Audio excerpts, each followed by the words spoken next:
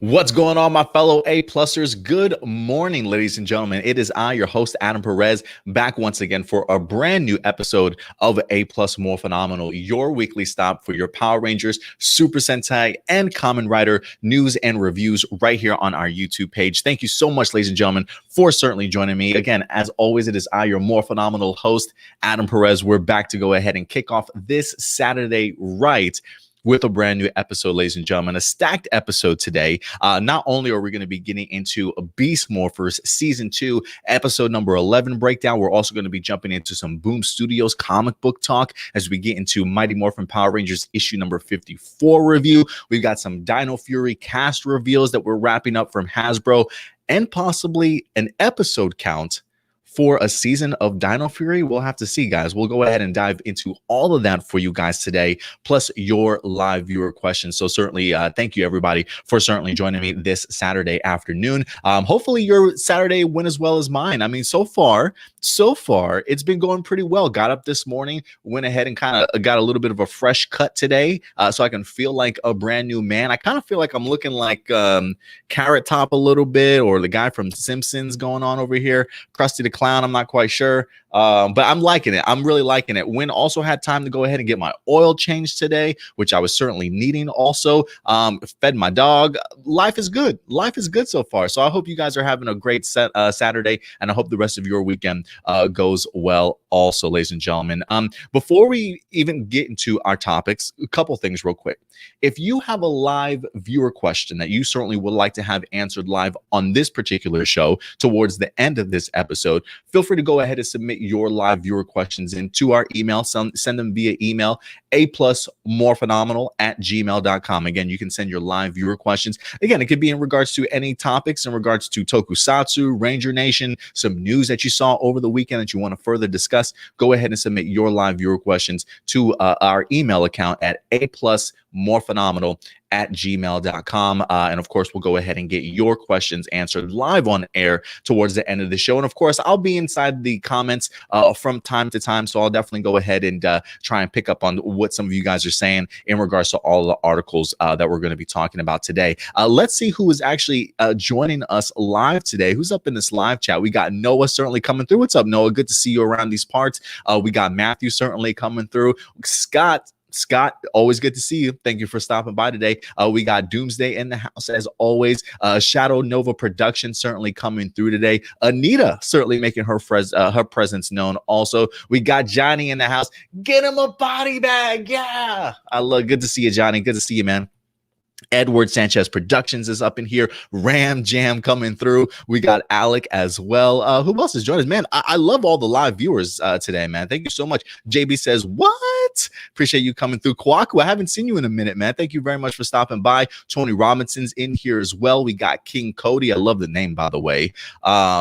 Mamu Nerd, what's up? I appreciate you coming through, Mamu. And of course, we got Isaiah in here as well, guys. So hey, listen, feel free to go ahead and let your presence be felt in the live chat, guys. Certainly talk amongst yourselves. And of course, as I go through some of these articles, definitely let me know your thoughts in regards to them. And I'll piggyback off of some of your guys' thoughts as we go through this particular week's episode. And of course, as we wind up getting some stragglers here, just certainly make them feel welcome to A Plus More Phenomenal for sure, guys. And always remember, please be respectful of one another in the live chat. Not that you guys aren't, but let's just always try and keep it respectful. We all have opinions. We may not necessarily all agree, but let's at least be respectful of each other's opinions, ladies and gentlemen. So let's go ahead and do that. And of course, Jessica Fryman is in the house. King Anime Master. Not quite sure. King Anime Master says Power Rangers Dino Fury 2 season has been confirmed. I would love to know that. If you have a link to that, King Anime Master, where they have in fact confirmed a second season, please go ahead and let me know in the comment section box below if you have a link or whatever the case may be.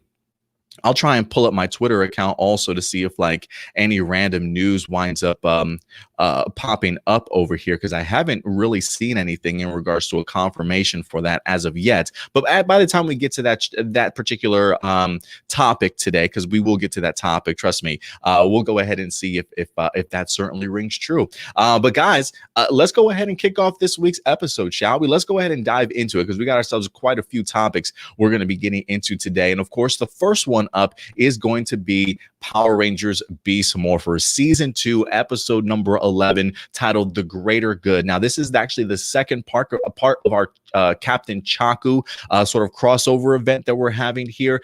This galactic police from outer space coming to go ahead and try and find Ryjack, if I'm not mistaken, his name is. So we saw all that in episode number 1 last week.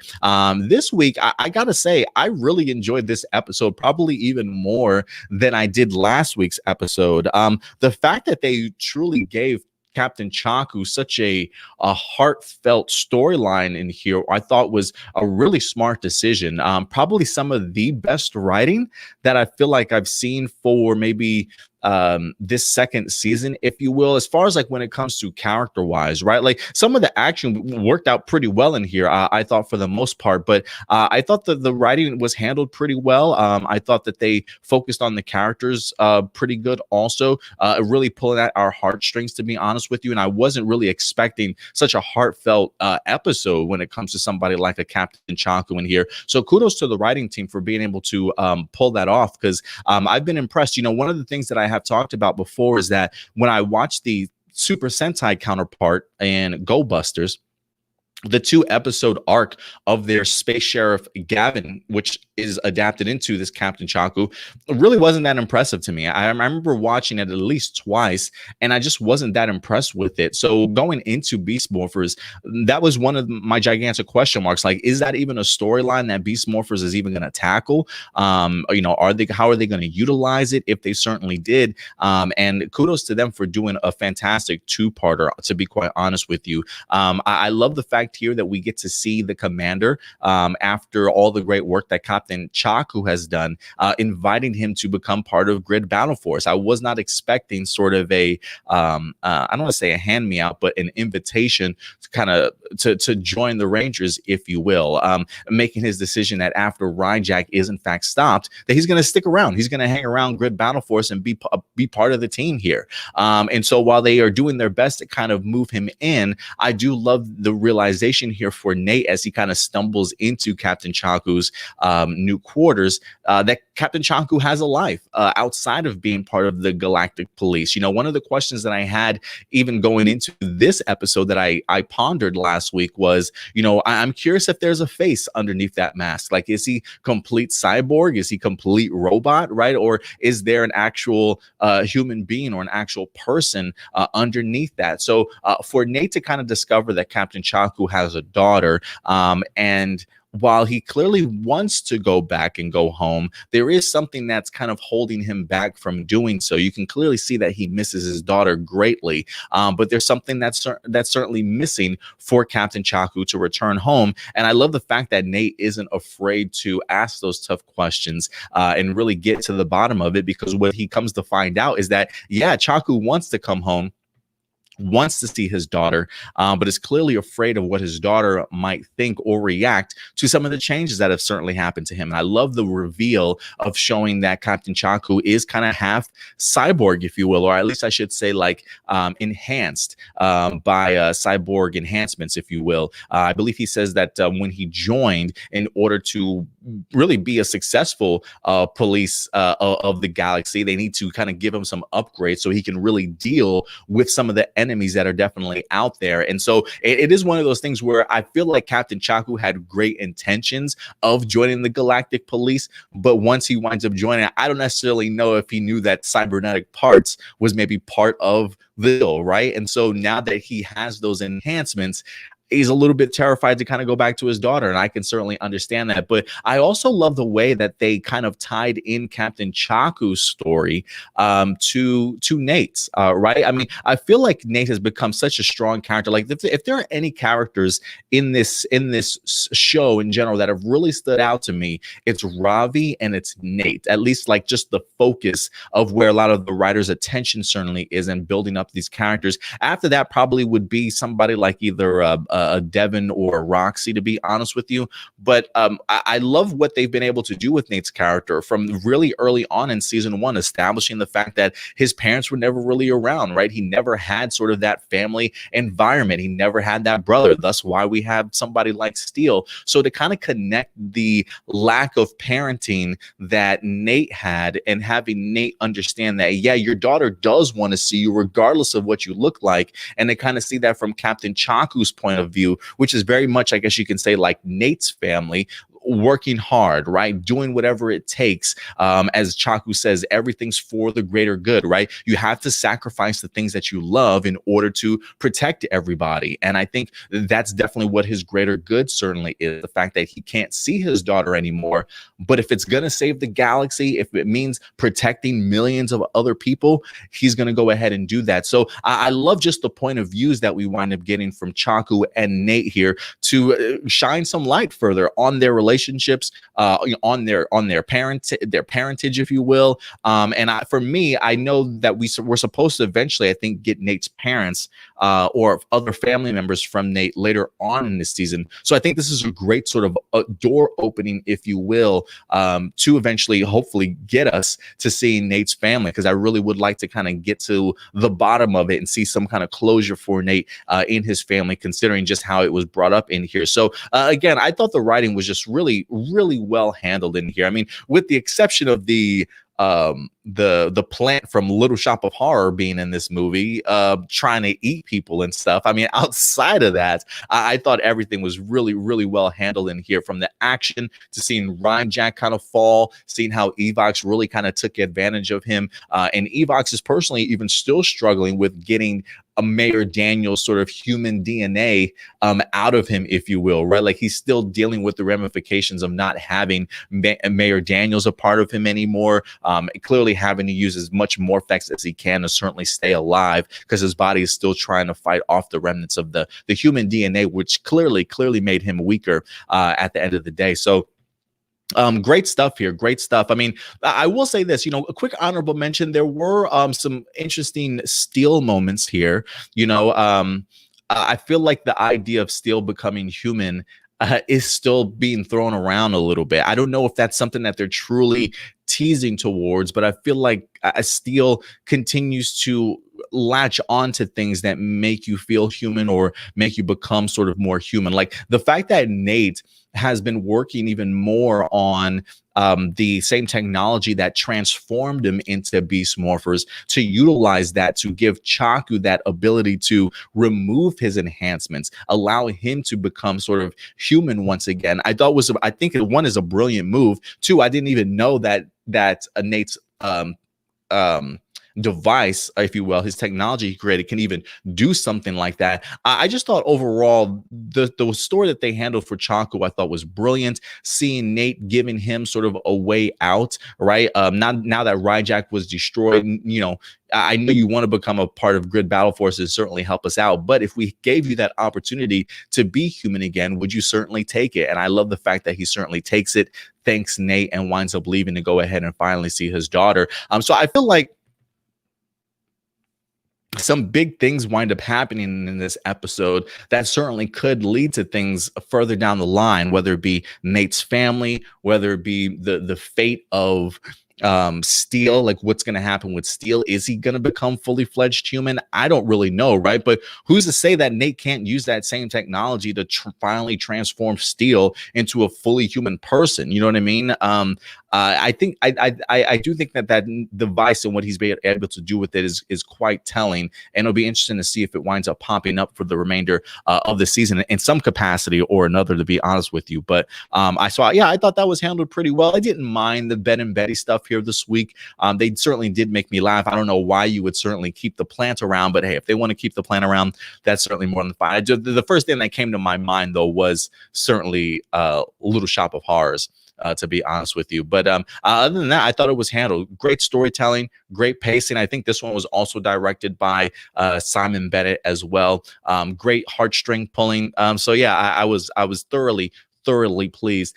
Quick honorable mention also has to go out to Scrozzle. He wind up picking up the reanimation device that I think Ryjack wind up dropping. You know that's about to come into play. Like, I just know that's about to come into play. Probably in next episode, for all I know. I don't know what the next episode holds in episode 12. I haven't watched any previews. I'm still very much sticking to no spoilers, please, in regards to Beast Morphers, as I am watching these for the first time, the same exact week that they are in fact released. Maybe a couple days ahead of time, so I can kind of get the thumbnails and stuff ready for our weekly episodes, if you will. So I am watching them like a day or two just before they air on Saturdays. So yeah, I still have no idea what to expect, but I'm loving the buildup here, man. I'm truly loving the buildup. I think I feel like this show is truly hitting its stride, very similar to what it did in season 1. It's got a really great pacing and a really great momentum that's certainly following it, and I'm loving just all the original footage that we're certainly getting. I mean, even again in here, very, very little usage of Super Sentai stuff besides the Zords and maybe a couple of the battle sequences when they were not in the quarry, but when they were underground, where we saw Ryjack trying to drill underneath Grid Battle Force. Brilliant plan. Reminds me of something like Bugs Bunny would do. Like, just happens to pop up his head inside the PR vault, like, hey guys, I made it. We made it, type of thing. So I love the brilliant plan, but I also love the fact that we had our Beast Bots, who been really utilized hardly at all season long, being the ones to kind of pick up on that noise, like, hey, you hear that? I don't know why he's got a New York accent, huh? He's like, you guys hear that? He's like, oh, yeah, I hear it. Somebody's drilling underground. But overall, guys, I was really, really pleased. But listen, I want to know your thoughts. Listen, if there's anything in particular that I might have missed from this particular episode, where it was for another character you wanted to focus on and talk a little bit more about, a plot line or storyline I certainly might have missed, definitely go ahead and let me know in the comment section box below. Because remember, guys, as always, these are just my A+ opinions. But at the end of the day, I definitely want to go ahead and know yours. So please go ahead and let me know your thoughts in the comment section box below. Yeah, and overall, guys, again, compared to the Super Sentai counterpart, really impressed with just this 2-episode arc that we've certainly been getting. And I'm liking the idea here that pieces are kind of being put into place, right? You can kind of see the chess pieces being moved over the board a little bit. These episodes, while they are kind of singularly contained, they for some reason you can start feeling that they're dropping like crumbs here leading into the upcoming episode or the following episodes, whatever the case may be. And sometimes that's not necessarily always the case with Power Rangers. Sometimes it is just a self-contained episode and that's all it is, and you're moving on. But I'm really liking the level of storytelling that we have, at least for the second half of season 2. But guys, definitely go ahead and let me know your thoughts in the comment section box below. Next up, ladies and gentlemen, we're going to go ahead and continue along with this review side of things, and we're going to get into some Boom Studios talk. We are inching ever so closely, ladies and gentlemen, to not only the end of this run of Mighty Morphin Power Rangers, but also the brand new chapter, if you will, for Power Rangers. November winds up starting our Mighty Morphin issue number 1, along with our Power Rangers issue number 1 also, where we finally get our MMPR group and our Omega Rangers clearly on their own titles here. But we do get to visit the Omega Rangers here in this particular week's issue of Mighty Morphin Power Rangers, issue number 54, written by Ryan Parrott, artwork by Moises Hidalgo, who, again, continues to impress me week in and week out, or month to month, I should say, with everything that we've gotten so far. This was an interesting issue in the sense that it was action-packed as can be. I remember earlier on in the week, Ryan Parrott mentioning something on his Twitter account, the idea that, you know, this was going to be a pretty action-packed issue, and he certainly was not lying at all. We're dealing with the ramifications of our Omega Rangers arriving at the home planet of some of the civilians that were over at Haven from the previous issue that they were dropping off back home.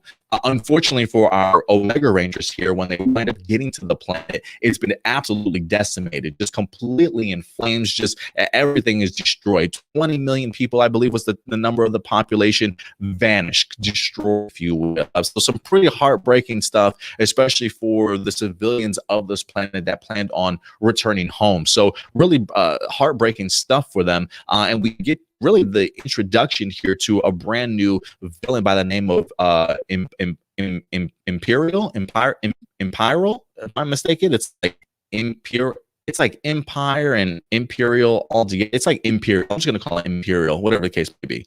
Imperial, whatever. Brand new alien monster that our Omega Rangers certainly have to deal with. And while it is a pretty action-packed issue, I do love just some of the tidbits of information that we get here. The idea that this brand new alien that we're being introduced to is kind of looking at this planet's destruction in sort of like a rebirth, if you will, right? Like this planet civilization had its time to certainly prove itself. It certainly didn't. So we're just going to wipe the map off and restart over. It may take centuries for action and society to certainly take its place, but this is very much like the alien looks at this very much as like a cleansing, if you will, and a new beginning. So clearly this isn't the first planet that this creature has certainly done this to. It looks like it's been doing this to other planets for centuries, and now it's being brought to the Omega Rangers sort of attention. And I think it also opens up a really good question mark in regards to, you know, how big of a role does the Imperial play sort of in you know, in space, if you will, in the intergalactic realm, right? I'm kind of curious if maybe that's something that the upcoming Power Rangers issue #1 in storyline that focus on the Omega Rangers, if that's something, one of the creatures that they're going to be focusing on a little bit more also. Because a couple of things that it wind up saying, like that it's familiar with the idea of Omega Rangers from like centuries ago, right? So this, and it clearly from the Blue Emissary, he didn't make it sound like Zach, Trini, and Jason were our first Omega Rangers. He definitely did sort of build that lore up that these particular powers have been around for a while. So I do love the fact that this new creature that we're seeing here, new to us, but very much familiar with the Omega Rangers of old from centuries ago. So I immediately just love that tie and that connection. And he also referenced the idea that he was one of the people, or at least his people actually destroyed one of the emissaries themselves.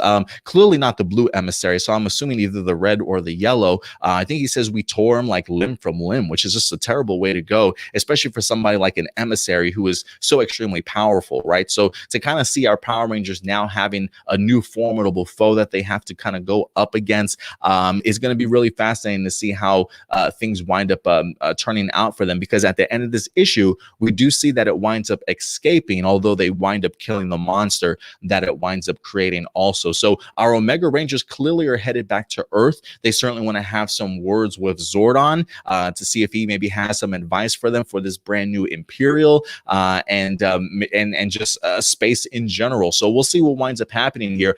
Issue number 55 of Mighty Morphin Power Rangers is setting up to be something rather huge, honestly, because it's truly going to be not only the last issue for Mighty Morphin Power Rangers, but really sort of our fork in the road, if you will, right? By the end of that particular issue, we are going to see both of these particular teams going on very vastly different courses and directions.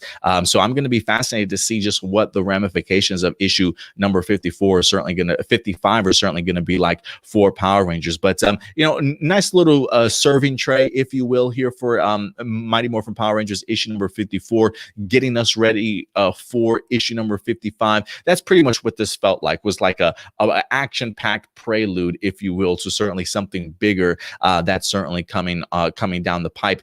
We did get this opportunity to see the Omega Zords once again. I wasn't really the biggest fan of all the designs of the Omega Ranger Zords.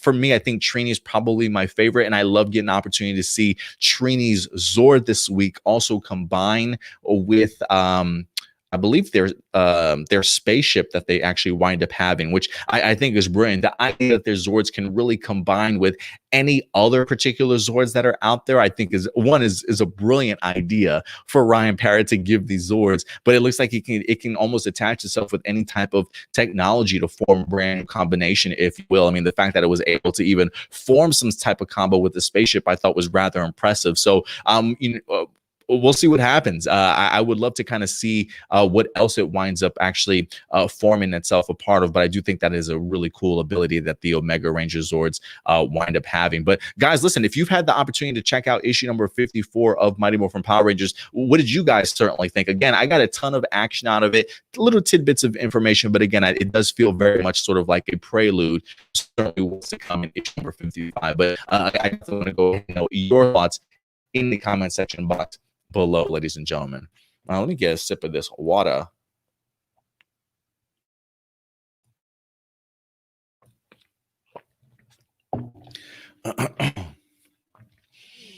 Man, I'm really loving what Boom Studio Comics is certainly doing right now. I believe they also is I'm trying to think, is Secret 7 comic books, is that from Boom Studios also? Only reason why I asked is that I believe Daniel D'Anculo was the artist on that, and I've been really impressed with his work on Power Rangers, honestly. And I do recall maybe picking up a couple of issues, maybe the first and second issues of Secret 7. But definitely go ahead and check him out. Like for me, I'm such a big comic book fan. Like, if there are any writers that jump out at you or artists, I sometimes like to try and follow their career a little bit more, especially if it's jumping onto a series that I'm super familiar with, or if they're trying something brand new of their own. So that's one of the reasons why I picked up the Secret 7, because I really wanted to see what Daniel D'Anculo was going to go ahead and actually get himself into after his run on Power Rangers. But hopefully they'll wind up bringing him back at some particular point in time, guys. Let's see here. Should we continue to keep going? You know, we're going to keep going. Let's just keep going down here. Listen, guys, last weekend was in fact the Hasbro Pulse Con, the virtual convention from Hasbro last weekend. It was a 2-day convention. It took place on Friday and Saturday. And Saturday that afternoon, we wind up having ourselves a Power Rangers panel. Now, here at A+ Morphinominal, we did go ahead and do ourselves a live stream reaction to that panel, which surprisingly, the video hasn't been taken down. I guess the idea of live streaming something that's already live is maybe not that big of an issue. But to say the least, it didn't go so well for us, to say the least. I mean, we certainly had a fun time checking out the Lightning Collection and Beast Morphers stuff when we could, and maybe even a little bit of the Dino Fury stuff. But my internet connection was just complete crap last week, unfortunately. My internet just does not like me to have good things. That's just how it is, unfortunately. So, but alas, the time that we did get to spend doing the live stream reaction, I certainly had a blast doing. I certainly hope that you guys did also. But really, the gigantic takeaway from that was the fact that we finally have ourselves our Dino Fury cast, ladies and gentlemen. That's right. At least some of the cast for Dino Fury has in fact been released and revealed to us. They also went ahead and showcased to us the teaser trailer, which is something that I was kind of hoping that we would get. We talked a little bit about that last week on the A+ Morphinominal. If there was anything I was expecting to be announced, was in fact the cast and perhaps a teaser trailer, and we got both of those, ladies and gentlemen. So outside of the brief teaser trailer that we wind up getting ourselves, I was expecting a full cast reveal, but unfortunately, we only got a half a cast reveal, and I'm perfectly all right with that. Listen, I've calmed down, I've settled down a little bit. I was just kind of thrown for a loop to say the least last weekend when we didn't get them all revealed. You know, for me, I was just thinking to myself, listen, this is a fantastic platform that you guys have created, right? You've put so much time and effort into putting together this virtual convention, which for the most part, kudos to Hasbro for doing an excellent job, honestly, because that stuff, if I'm not mistaken, was literally streamed live. Like, you can see DC Fandom, all that stuff was like pre-recorded. No, I'm pretty sure the virtual convention that we had for Hasbro Pulse was being streamed live. So that takes certainly a ton of effort. So the fact that they put that kind of effort towards it, I would have thought that you would have revealed the entire Dino Fury cast here, because this is sort of your moment, right? But hey, listen, the marketing team, promotion team for Hasbro certainly has their own particular plan on how they want to go ahead and reveal their Rangers. And listen, we got our first 3 set of Rangers here. Introducing Kai Moya, who is in fact going to be playing the Blue Ranger, which I believe they are naming Ollie. We also got Hunter Deno here, who's going to be representing the Pink Ranger named Amelia. And then we've got Russell Curry coming through as the Red Ranger himself, playing the character in Zato. That's Z-A-Y-T-O, Zato, according to Russell Curry's IG page.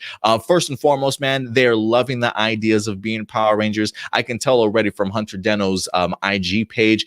She's getting a ton of love. Her folks even like got her a bunch of Power Ranger stuff also to kind of introduce her into this particular franchise. So Hunter Deno is having a blast in here. And I also saw Russell Curry posting a ton of like fan art that he's getting of him as the red Dino Fury Ranger, and he's absolutely loving just the love and support that he's been getting also. So I'm glad that the fans are certainly welcoming them, not bombarding them too much or making them feel overwhelmed, right? So definitely listen. The one thing I will always say, these actors are people, right? These actors are not their characters. They're people just like you and me. So if anything, just continue to please show them the respect that you certainly would show to anyone else, honestly, right? So again, they have everything. They have things that they have to do in their lives every day to keep them busy. You know, they have careers just like we certainly do. So please certainly treat them accordingly, and let's not bombard them or anything like that in regards to stuff. So definitely do your best to certainly make them feel welcome and a part of this particular Ranger Nation, guys, because I'm excited. I'm truly excited for them. You know, looking at things from the outside looking in, some of the suggestions that we've gotten in regards to maybe why we didn't get all three of them or all five of them, if you will, introduced to us, considering the fact that, yes, Real Soldier, the Super Sentai counterpart to Dino Fury, the first three Rangers are introduced to us for like the first episodes or two. It is like at least 2 or 3 episodes before we actually get introduced to the Black Ranger and the Green Ranger themselves. So the first couple of episodes really are handled by Red, Pink, and Blue.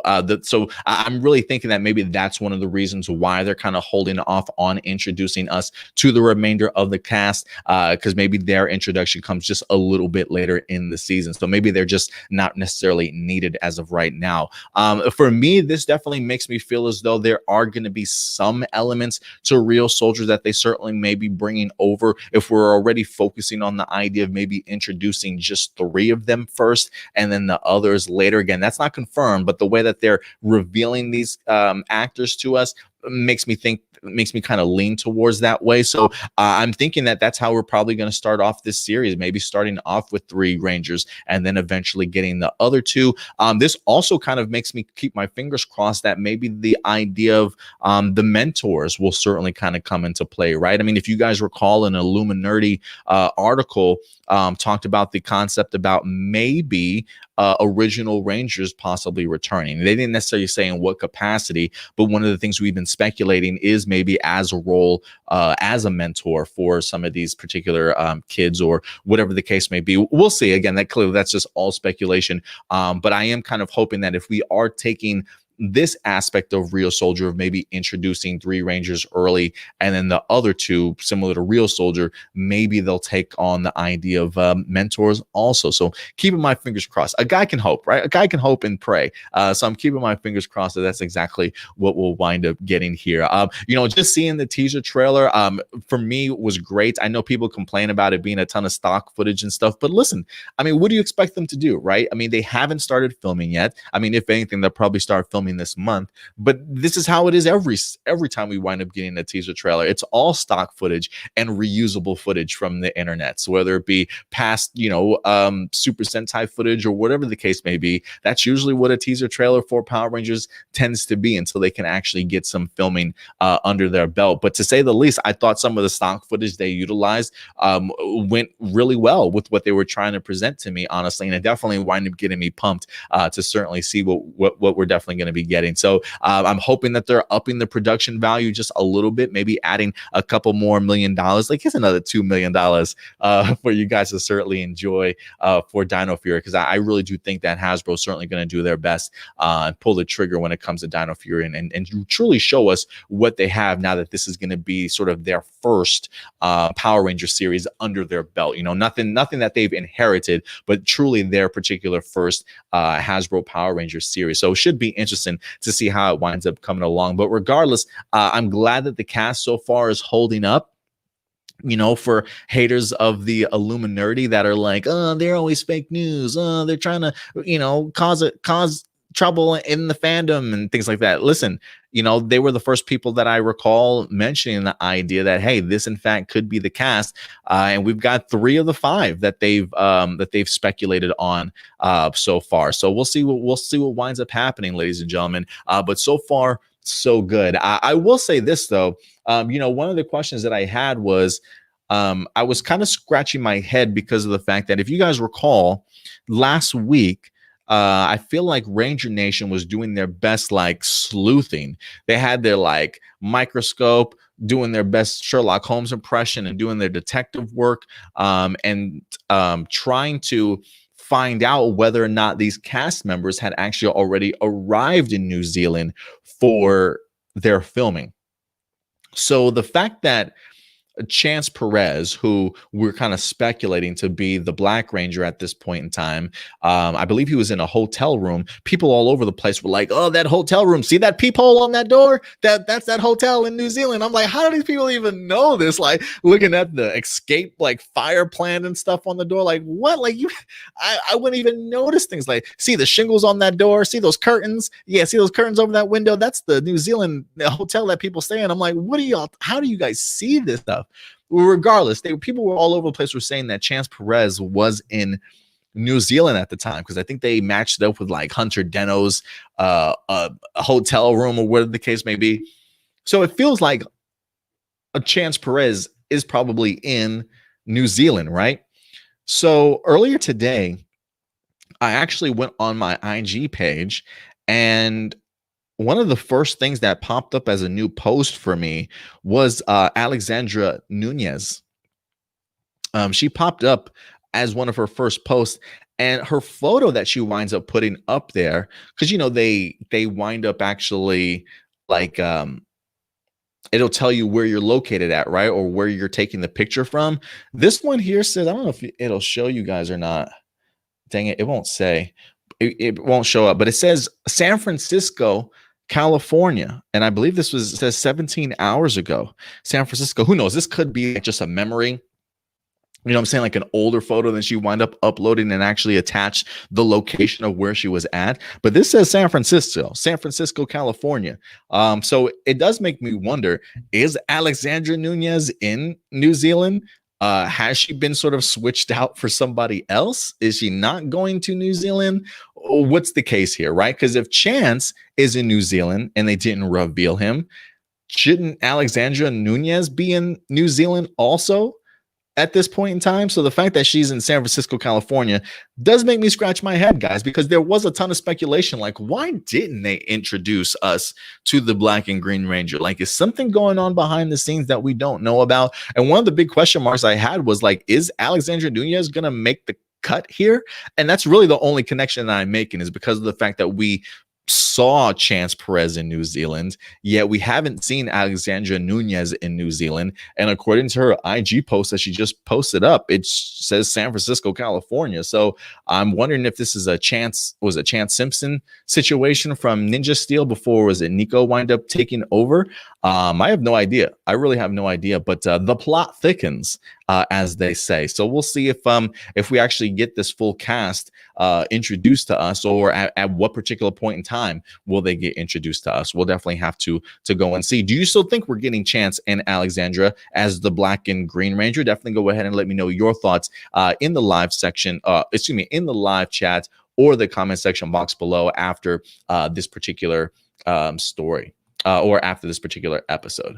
So definitely go ahead and let me know your thoughts, guys. But I'm ready, man. I'm so ready for this Dino Fury show. I truly am. You know, even though I'm really loving what we've been getting so far from Beast Morphers, I think Beast Morphers is going to end on such a great high note that people are going to be so ready for Dino Fury, honestly. And I think having them get somebody like a Russell Curry as a Red Ranger, I think is a brilliant move. You know, one of the things that we talked about, you know, the reason why I always speculated for a while that Russell Curry might be the Black Ranger was just simply because of his stature. He always came across like he was probably the bigger of the bunch, right? So I immediately just connected his stature with that of Bomba, the Black Ranger. But one of the things that I said in a lot of my speculation here was, one, that's really the only reason why I said Russell Curry as the Black Ranger. But what I also said is that if Russell Curry is the Red Ranger, he's definitely the best fit to be the Red Ranger out of everybody, just based off of his level of work, what he's done in the past, from just his range of talent, right? From being a rapper MC, from being an actor, from doing sketch comedy, to being a director in his own right also, right? He definitely has a very broad sort of talent. So I'm really excited to see what he's going to certainly bring to this show as our Red Ranger here. I believe he's Black, white, and Japanese, if I'm not mistaken, is his mixture. I could be wrong. I know he's mixed with like three different things. But it'll be fascinating to see how he winds up representing the Red Rangers certainly going forward, ladies and gentlemen. But I'm pumped, man. I cannot wait to see this crew get to work. It definitely feels as though they're definitely feeling the momentum and excitement from Ranger Nation for sure. So continue to show them your support, ladies and gentlemen. Let's see here. Let me jump into this live chat real quick. I just want to see.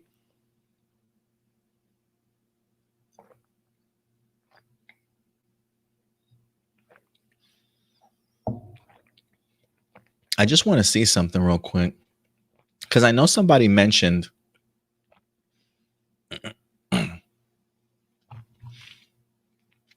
the idea that it was confirmed that Dino Fury was in fact going to be 2 seasons long. I haven't seen anything yet in regards to promotional work or anything like that, letting us know that it's going to be 2 seasons. Because somebody said on here that it was confirmed, and I don't see anywhere that it was confirmed, just looking through my my Twitter feed as of right now. So maybe when I'm jumping to the live comments, if you guys do have a link to where it says that it's been confirmed that it's 2 seasons, please go ahead and let me know, because if not, I'm just going to go based off of what we've been getting so far in the news. And that's going to be our next topic, ladies and gentlemen. Dino Fury episodes, right? The big question mark has certainly come up as to what's going to happen with Power Rangers after 2021, right? The Nickelodeon contract winds up expiring in 2021. We haven't really heard any news as to whether or not Hasbro is going to extend their partnership with Nickelodeon after 2021. You know, are we going to extend it for just an additional year? We're going to do 3 more years, you know, whatever the case may be. We've yet to hear back from them in regards to that. So right now it's pretty much just all speculation. But this comes to us from the Twitter handle and the website Power Ranger, or Power Ranger, however you want to pronounce it, PowerRanger.com, says this is from E1 themselves. The new production powerhouse behind Power Rangers, Dino Fury is being presented to TV distributors as being 44 episodes. Now, he does question, is this 1 long season, 2 typical seasons? We don't know right now, but what we do know, when we do know, we'll let Ranger Nation know. And let me see if I can pull this up on my side just so I can get a better glimpse at this. Because after they posted this, I don't know if you guys can tell. Let me go ahead and pull up this other side of things. On the left-hand side here, you see where it says E1 Family Brands. What they're referring to here is like where it says programs, if you go down, it's highlighted Power Rangers, 44 times 22 minutes. So that means 44 episodes of 22-minute episodes. So it's 44 of 22-minute episodes. So that's how many episodes that they're going to be doing. But they also went ahead and posted up another finding of theirs from the past, focusing on a past series of Power Rangers from the Saban era days. And according to them, on top of here, it shows specifically for that brand, Saban's Power Rangers Dino Supercharge 22 by 22 minutes, meaning 22-minute episodes. And you can specifically see that it's broken down right into that particular show. So it's not necessarily Power Rangers Dino Charge, right? Super Dino Charge. So it's for that particular one season that it's highlighting. So according to this, it says, looking back when the owners of Power Rangers aren't trying to find a home for the entire franchise of 900 plus episodes, the number they state to distributors is for that year alone, as seen here with Dino Supercharge. And again, so it's just showing what they're presenting to TV distributors for that year in its entirety. So that's what PowerRanger.com is certainly trying to emphasize here, is the idea, will Power Rangers technically have 44 episodes in one season? Because technically that's how it's being presented to us. If they're still following the same rules here that Saban Brands did back in the day for Dino Supercharge, if you are presenting to your TV distributors the number of episodes that you're going to be giving them for the full year for them to go ahead and showcase on their channel, Dino Supercharge did have 22 episodes, where we are seeing here for E1, when they're introducing how many episodes for that year of Power Rangers they have to present, it's showing 44. So again, I don't know if things have changed over time. Again, and just to be clear, PowerRangers.com isn't sitting here confirming it, that it is going to be one season. It just says, so perhaps Dino Fury is 44 episodes in season one. Again, we'll definitely keep that as speculation and rumor right now until Hasbro actually comes out, or Nickelodeon actually comes out and confirms it. But it is certainly feeling like, just based off of this, that we might get 44 episodes in one season. I'm keeping my fingers crossed. I feel like maybe Hasbro wants to do things their own way. I don't necessarily know if Hasbro is keen on the idea of re-upping its contract with Nickelodeon. If you can knock out 44 episodes, I say certainly do it.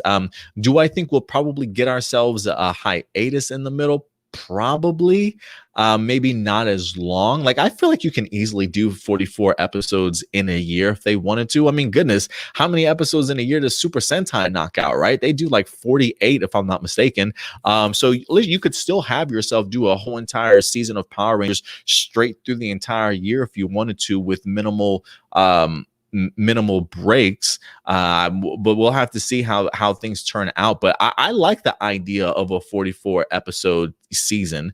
I don't think it'll hinder you storytelling wise. You certainly would still have the same level of storytelling. To be honest with you, I feel like it would even be a better storytelling format than what we are getting now, with the idea of our seasons sort of separated, if you will. I mean, I feel like it's worked fantastically well for Super Sentai for the most part, and able to have a brand new episode available for us, week in and week out, if you will. So I think they probably could pull this off if they truly wanted to. We wouldn't have to worry about the hiatus, right? They wouldn't have to necessarily worry about, or if there is a hiatus, I don't think it would be a very long one, honestly. And I think, if anything, you'll still keep around your audience retention. I think people will continue to stay more focused and more invested by knowing that, hey, if we're going to keep coming back week after week, especially if the storytelling is handled really well, why not, man? I would eat it up. If I eat up 48 plus episodes of Super Sentai in a year, I can handle Power Rangers in a year also. I don't feel it's going to be rushed at all. If anything, I think you completely eliminate sort of the downside, if you will, of having to wait around for Power Rangers, and to hope that you can continue your momentum, or building up your momentum, if you will, right? Like, if Nickelodeon isn't going to be promoting your product or anything like that, I wouldn't want any hiatuses, because I wouldn't be able to count on them promoting that, hey, my show is certainly coming back. So I'm just going to go ahead and knock out these episodes as quickly as I possibly can. So for me, I'm definitely leaning towards the idea that Dino Fury is going to be 44 episodes in 1 year. Who knows? Again, this is just all speculation. I haven't seen anything confirming that it's 2 seasons long. For me, I think it's probably one. I would love to see how the storytelling would certainly change up if they have a different mindset going into how they want to tell their story. And secondly, if anything, dang, I just lost my train of thought. And secondly, if anything, I just really don't want Hasbro to go back to Nickelodeon, honestly. I feel like the grass is greener on the other side. It's not always greener on the other side, but I feel like at this point in time, anything is probably greener on the other side than Nickelodeon, to be quite honest with you. When you have your own star and Jasmine Badawali is saying, I feel like Power Rangers is being treated like the redheaded stepchild that it is. When even one of your actors is saying that, I think that's a problem to show just how the lack of promoting that the Nickelodeon is certainly doing for their own show here. So if I'm Hasbro, man, 44 episodes within the year, I'm trying to knock this out with some great storytelling. And I do think the storytelling will certainly differ. And I think the momentum swing for keeping people around will certainly be there. So I think we could do it. I think they could certainly do that if they wanted to. But we'll see, guys. We'll see. Again, nothing's been confirmed. This is simply all speculation. But now that you see that E1 is presenting 44 episodes, do you guys think we're going to get it all into one season? Or do you think at some point in time, yes, they are going to extend their contract with Nickelodeon and maybe give us another year? Or do you think maybe they broadcast that final year or other half of the season somewhere else? Definitely go ahead and let me know your thoughts. Like for me, it feels like the idea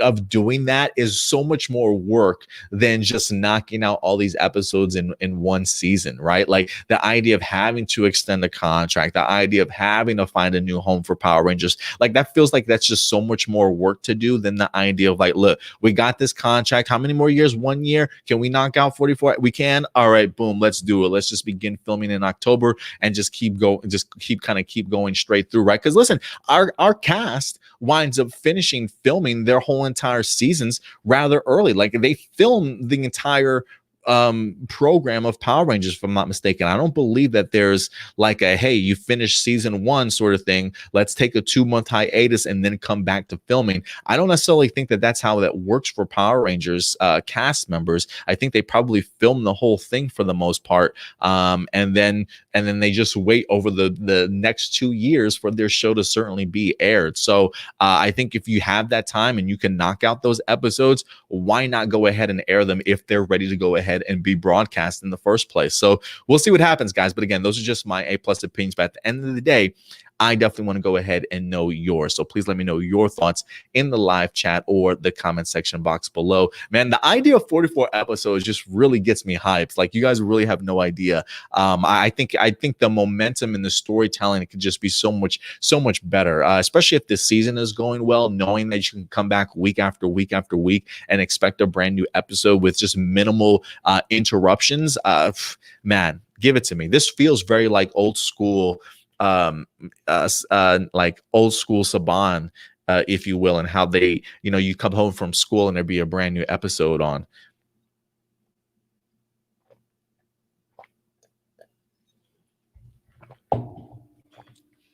But yeah, guys, definitely let me know your thoughts.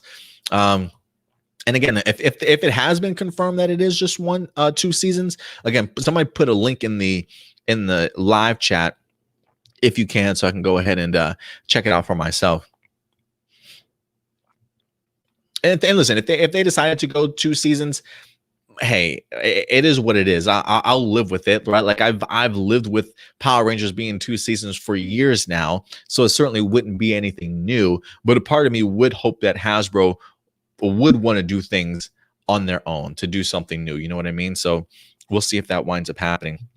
I'm going to go ahead and see the live viewer questions, ladies and gentlemen. I'm going to go ahead and dive into these live viewer questions, see what some of you guys are saying.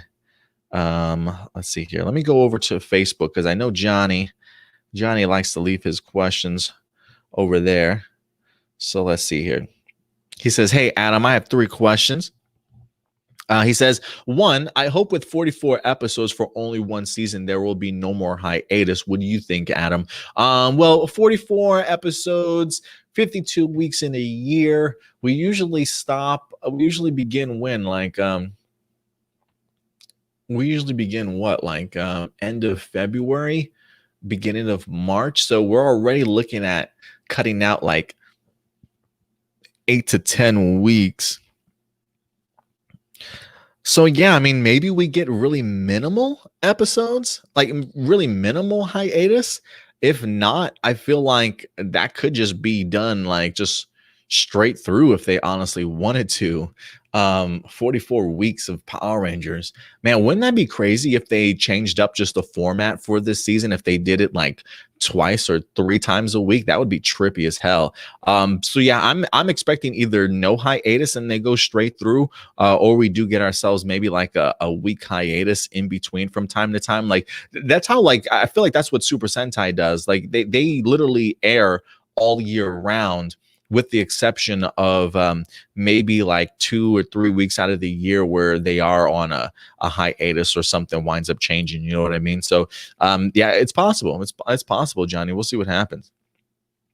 He says, number 2, what are the chances for Dino Fury to do a Beast Morphers crossover arc and the Forever Red sequel? Ooh, that's a good question. I can see both happening. I definitely hope that we get ourselves a Beast Morphers crossover. I definitely would like to see that. A part of me wants to say another Dino crossover, but we literally just are doing that here in this season. So I don't know if they would want to do another Dino crossover to that extent. So if they are going to cross over with anybody, a Beast Morphers would be great. And yeah, I would be down for Forever Red sequel, honestly, also. Because, like, for instance, like this season so far, has done a good job of including at least Dr. K.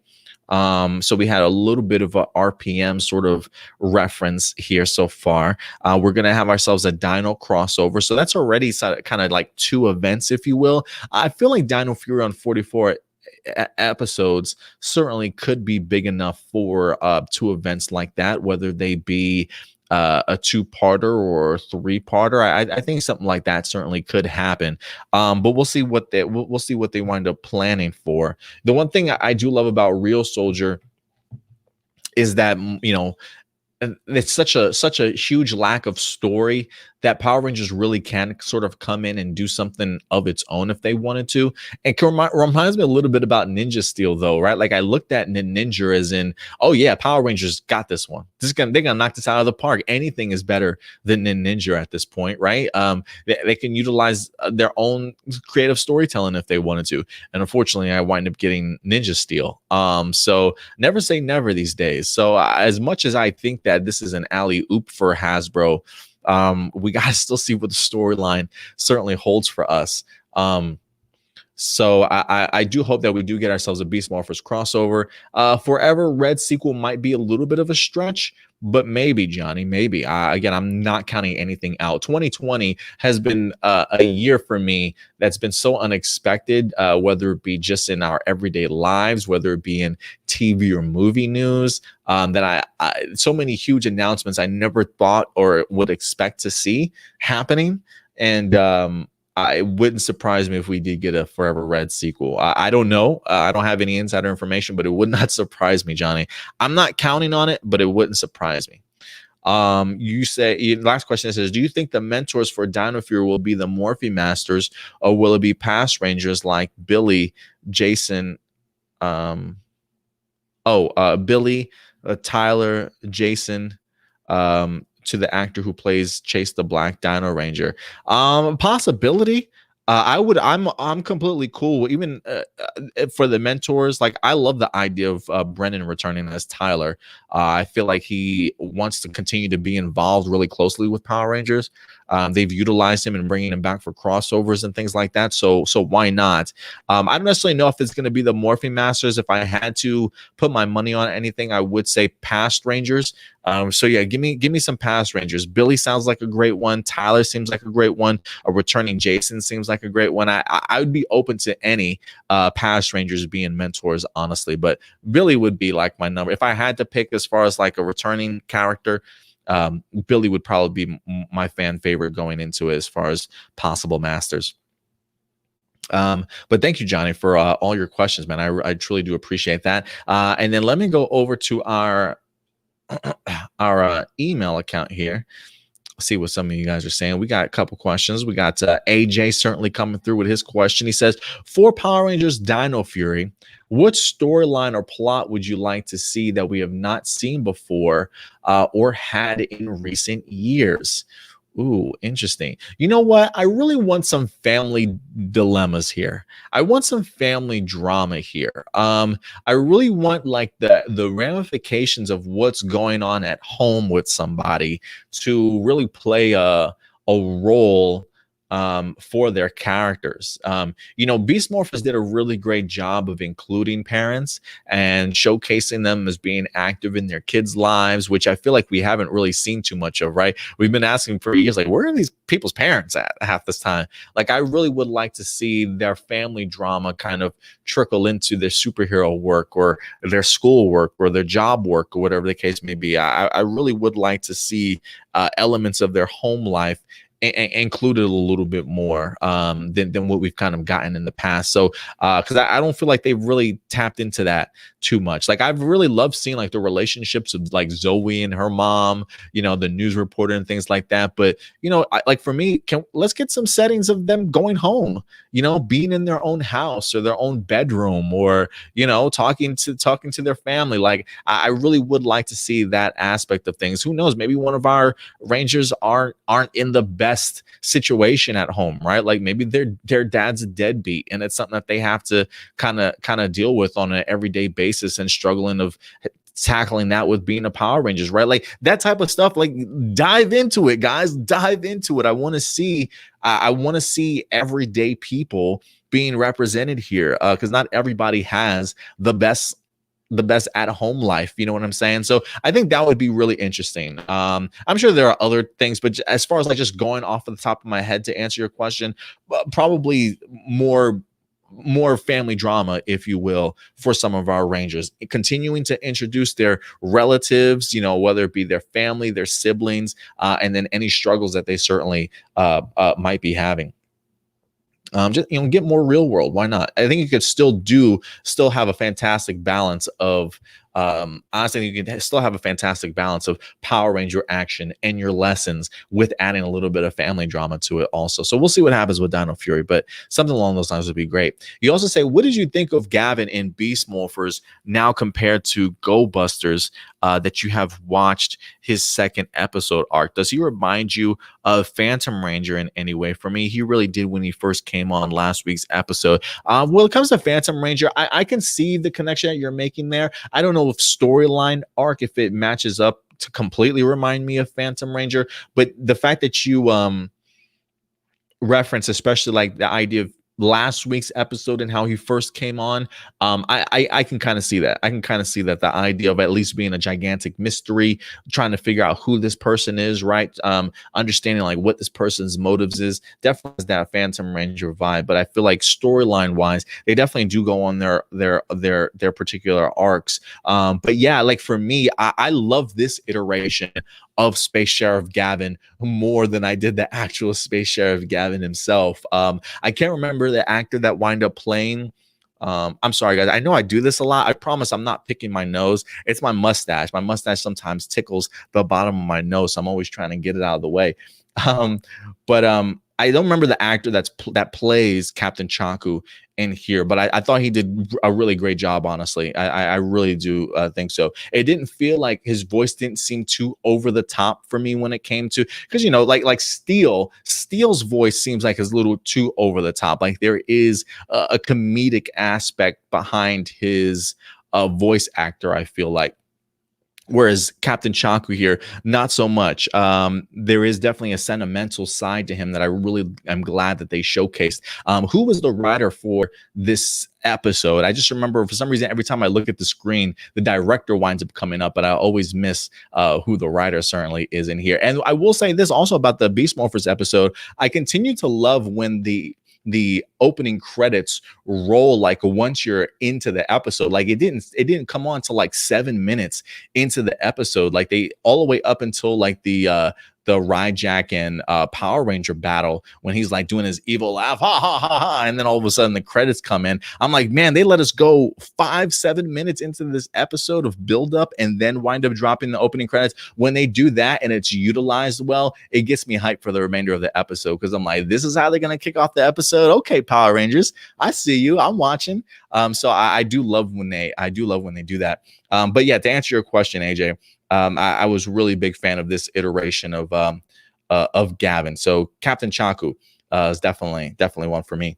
Let's see here. We got Zachary Shallow. He says, "Hey Adam, I may not be in the live chat. I had a pre-hire appointment with Amazon today. Hey man, good luck, Zachary. I hope it goes well, man. Keep my fingers crossed for you." He says, "I will definitely catch the full show later on. Wanted to leave something for you though. Beast Morphers, loved today's episode. Saw it months ago. I was taking my shower when it was playing this morning. Great action. The end was written perfectly. Well deserved for Chaku." Yeah, I definitely agree. Also, man. I mean, it really pulled at my heartstrings when Nate and Commander Shaw had like their present for him, and they were going to give him the opportunity to become human again. I cannot lie, guys. I started feeling that choking in my throat. Like I'm not gonna tear up here, guys. I'm not about to tear up. I just thought it was really sweet, honestly, and really great. Like just forward thinking, honestly, because I feel like in past Ranger episodes they probably wouldn't have done something like that, or they would have sent him off with some goofy Ben and Betty skit. Bye, Captain Chaku. Like, and I'm like, it would have been just absolutely terrible. So I'm glad that they decided to go this route and give him a proper send off. You say there were some teasers of what's to come. I'm going to say, I hope you caught them. I feel like I caught some of them, but I wouldn't be surprised if some people tell me I completely missed some of those teasers of what's to come, but we'll see. You say also for MMPR issue number 54, I was shocked that the actual MMPR team wasn't in this book. It wasn't Omega Ranger focused. I didn't complain. I love what I read. I wonder how Imperial will factor into the MMPR finale next month. Interesting. So I'm because I'm kind of under the impression that Imperial will probably pop up again in maybe the Power Rangers Omega Rangers line, if you will, the Power Rangers #1, because I think that's solely going to be Omega Ranger stuff. I was under the impression that maybe he might become a bigger force down the road there. But who knows? He may pop up in issue number 55. If you're looking for a formidable enemy, right, for our MMPR and Omega Rangers to take down, issue 55 would be a great way. We'll see if that happens or if Imperial makes his presence felt later on in time. We'll see. He says, there is one thing I kind of find odd. The Omega Rangers have been in comics now over a year, which is crazy to think about. We've not seen the Omega Megazord. I'm wondering when that will happen. That's a good question. I don't because we didn't see it in Necessary Evil, which I thought we were certainly going to see. But what I will say is okay,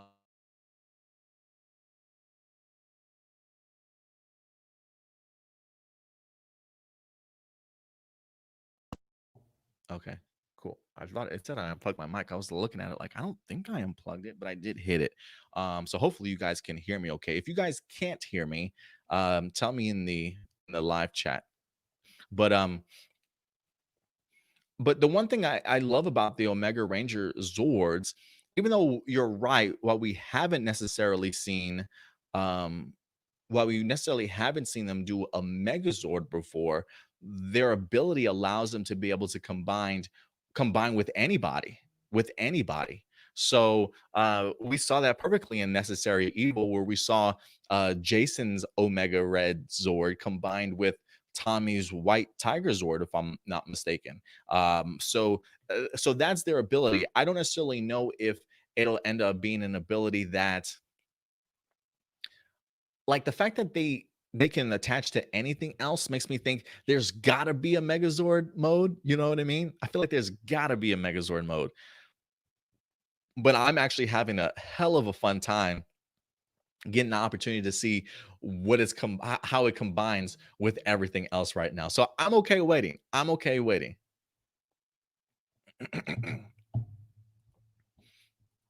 Let me just make sure. Okay. Let me just double check. Hold on a second.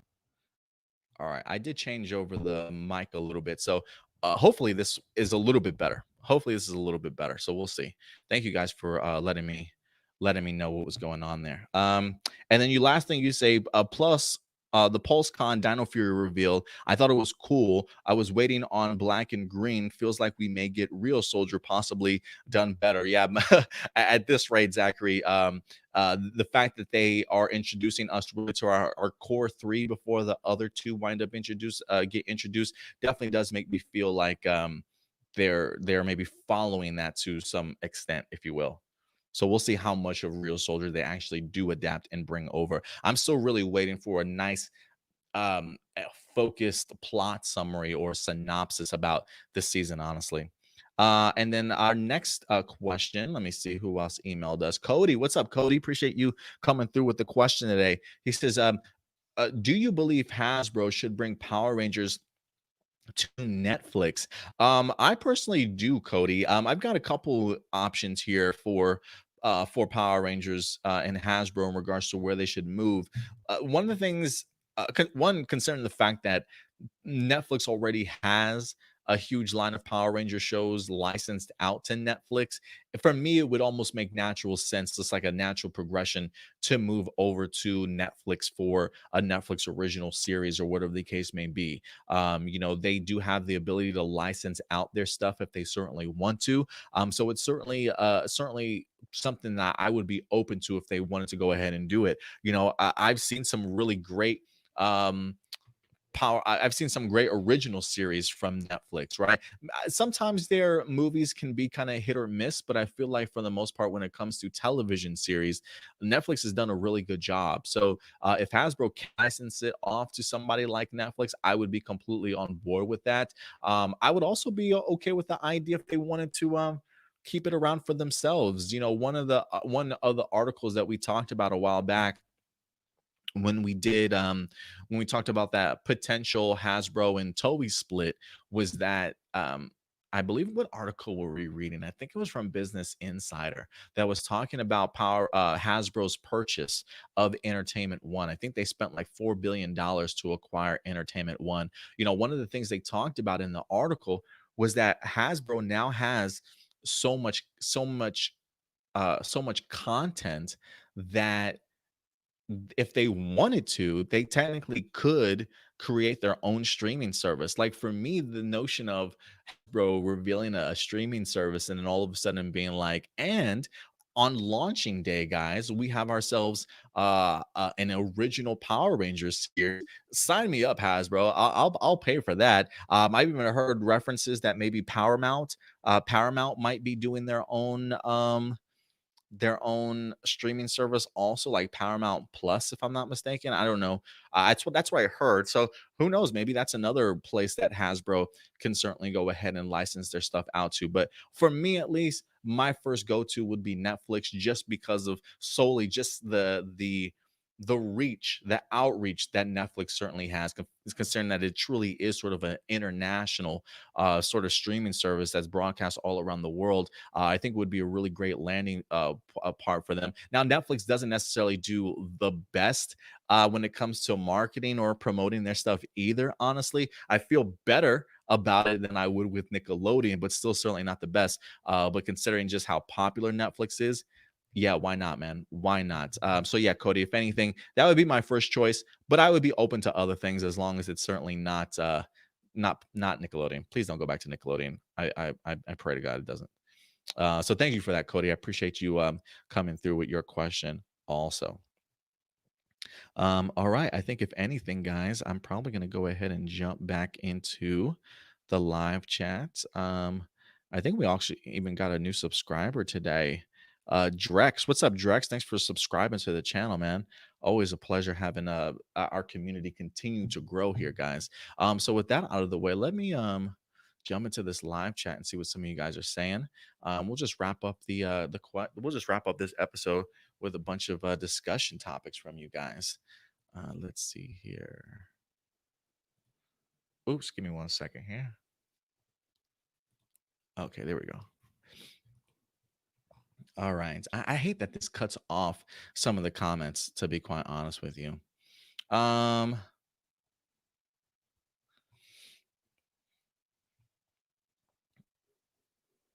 These came through. See, I hate that they do this. I hate that because I'm streaming from StreamYard, and it's like if I don't respond to some of these comments early enough, they almost get like removed, if you will. So like even though we started going live at 12, like the comments in my comment section that I'm using from StreamYard right now only go back to 12:43. So that's a little bit of a bummer. Let me see. Can I actually pull this up? I wonder if I can actually pull this up on YouTube and go further back than that. Will it let me?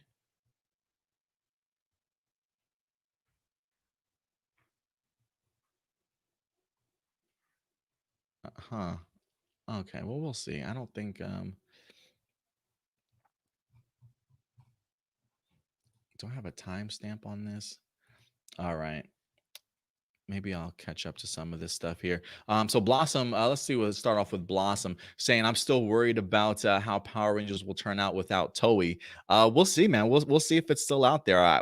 Nobody's confirmed it as of yet. If anything, I mean, we've been trying to kind of put the pieces together to show how it could be plausible. I feel like a lot of people are definitely starting to lean more towards that way of the Hasbro and Toei split happening, but it's still up in there. It's still certainly speculation. I'm definitely leaning towards the idea that it's possible, but who certainly knows? And listen, it definitely reason to be worried, Blossom. You know what I mean? Change worries a lot of people. Sometimes change is good, sometimes change is bad, right? We'll have to see what Hasbro certainly has in store. So we'll see. King Anime says Hasbro a new renewed contract until 2022.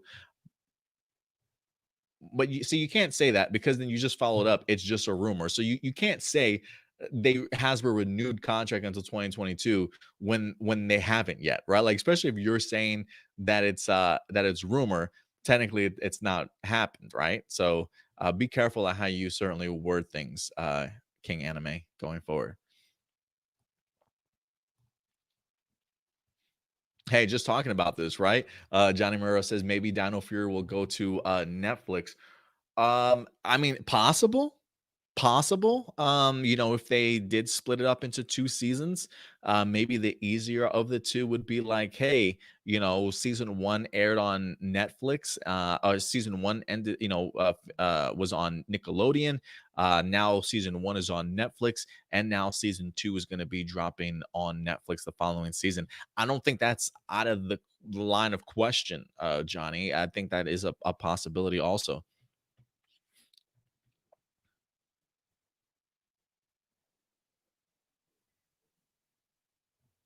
Hasbro King Anime says Hasbro split Toei partnerships are false. I mean, hey, that's definitely your perspective, King Anime. I definitely listen. If it is false, then it's false. We'll see what happens. But again, nothing has been confirmed as of yet. One of the things that we were talking about as to maybe why this story came out now and certainly instead of later as we were getting closer to it, is possibly the idea that maybe there are some things that are happening behind the scenes that are taking place already that even we aren't privy to, right? Like especially when it comes to big movements like that, moving all your Power Ranger stuff over to Entertainment One, bringing in new people as executives to Entertainment One to kind of help create new content for a lot of your intellectual properties and stuff, right? Like moving all those pieces and things like that kind of take time to actually happen. So I don't expect Hasbro and Toei to actually make an official statement for quite some time, at least not until the beginning of Dino Fury. So I don't expect anything to be announced at least until 2021.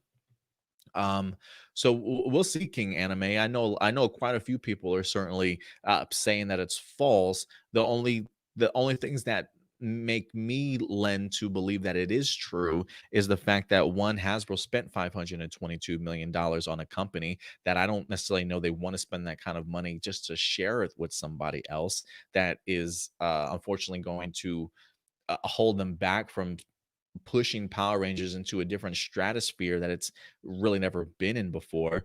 They also spent $4 billion on purchasing Entertainment One so that they could move their Power Ranger franchise over there because of the power of Entertainment One's ability to not only distribute but also produce great original content also. And I think if you purchase Entertainment One for $4 billion, I don't necessarily know if again that means that you want to share Power Rangers with anybody. One of the key things that we've talked about is, if you're spending that type of money to own something, you want to own it, right? I certainly wouldn't want to share it. I feel like there's always been a ton of pushback to us Power Ranger fans that have wanted to see Power Rangers go on to become something bigger and better. And the one thing that people tend to tell us is, oh, you can't do that because Toei won't allow that.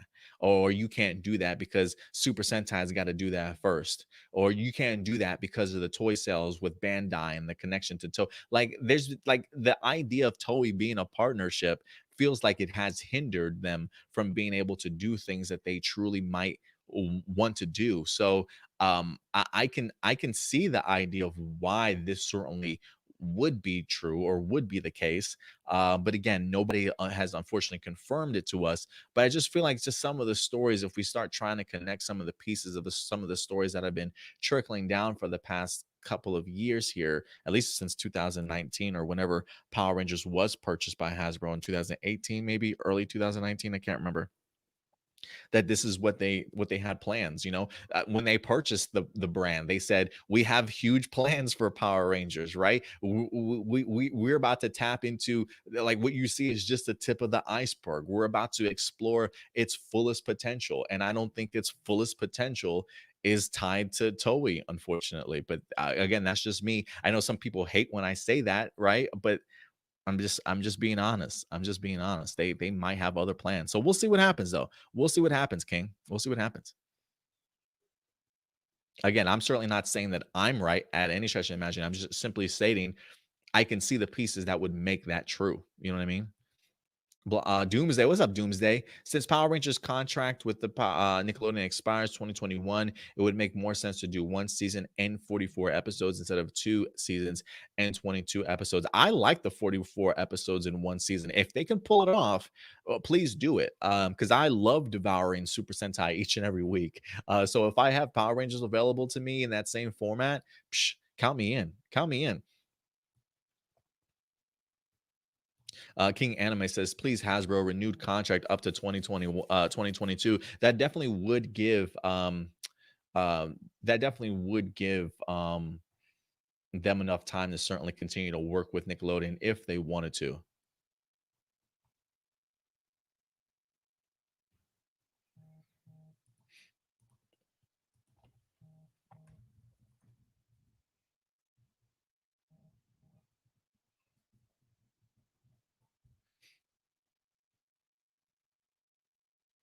Yeah, I'm just not seeing any articles out there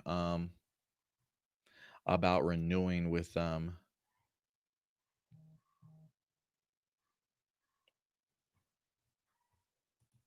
I just don't see anything about them renewing their contract, to be quite honest with you, out there right now. So we'll see what happens.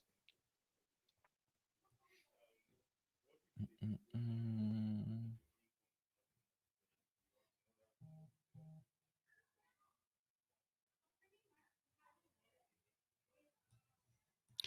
King Cody says, I'm glad they're doing one season again. I was tired of two seasons because I didn't make sense. Again, I don't know if they're doing one season or not. Again, this is just simply speculation based off of how it's being presented to the TV distributors. From what we've been able to see from the other TV distribution list, from Saban, it seems as though the episodes that they are presenting are in fact that 1 year. Again, I still would wait for Hasbro and Nickelodeon or somebody to actually confirm it, but it feels very much like it is going to be one season. And if it is, I'm just as glad as you are, King Cody, for sure, man, for sure.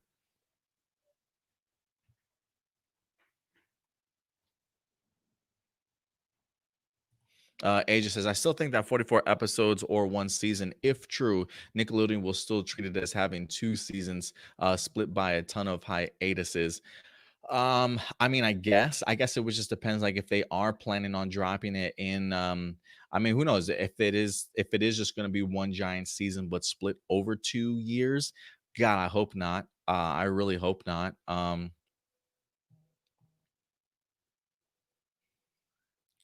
But yeah, I hope not. I really hope not.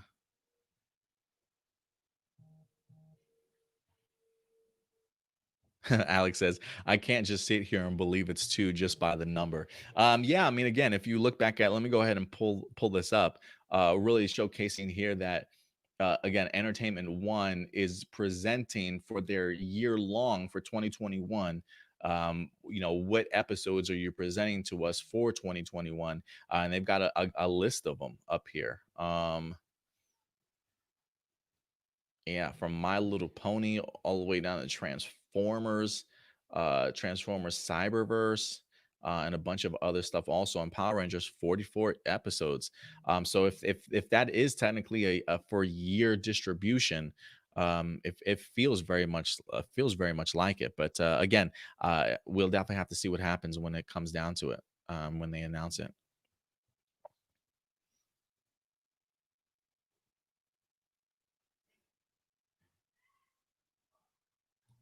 Matthew, he says, I'm not sure what we'll see from Dino Fury season wise, but based on how great Beast Morphers has been, I think it'll do good either way. Yeah, I agree also. I'm really hoping that the ending of Beast Morphers here is a great marketing tool in and of itself. Like, hey guys, if you love this season, imagine what we can do when we actually have a season all to ourselves here. You like dinosaurs, right? Everybody loves dinosaurs. Come on, let's go ahead and check this out. I would not be surprised if it winds up grabbing some attention. Would not be surprised, Matthew.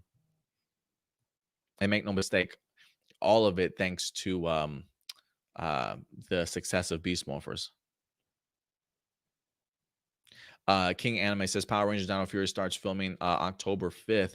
We're right around the corner, guys. Two days away.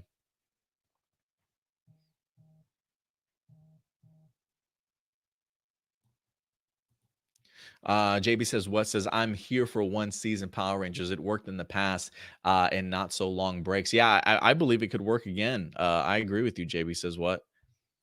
And I don't feel it'll be I don't feel it'll feel rushed at all. I mean, if we could sit there for Common Rider and Super Sentai on a weekly basis and get a brand new episode with the story properly being told within that year time period, I don't think it would feel rushed at all. I just think it would be more compelling storylines that would have you coming back week after week after week without having to worry about retention drop off because of all these huge hiatuses. I think it would really benefit the franchise, honestly.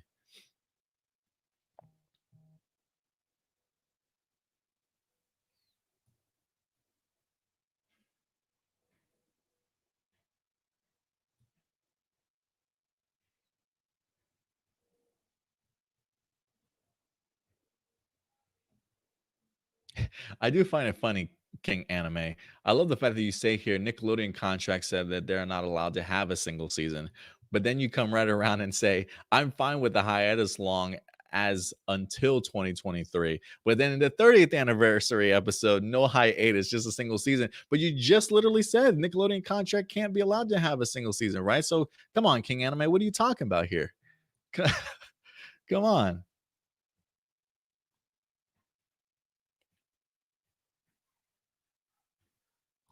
Alex says, "Yeah, especially since Adam just said that the hiatus is going to ruin the hype. Doesn't it? Doesn't it ruin the hype every year? Right? Like I feel like every year somebody on Twitter does like a poll or like a graph of like the retention, the viewership retention each and every season. And each and every season, what do we see? The retention just plummets, man, because nobody wants to come back after 3 months off a hiatus, especially with no proper build up to coming back and promotion to remind people that the show is certainly returning. The super long hiatus is just a terrible situation for them to be in. You know what I mean? I mean, it's different. It's I feel like it's different when it comes to I feel like it's different though when it comes to like our fall television shows because our fall TV shows come back. We get ourselves a brief hiatus during the winter time because of that, but we actually get the whole entire storyline told to us from that September to the wrapping up in May. So we get our full entire season then, and then we end on a proper cliffhanger, right? And then we go all summer and then we come back in the fall. But when it comes to Power Rangers, they have it set up to where they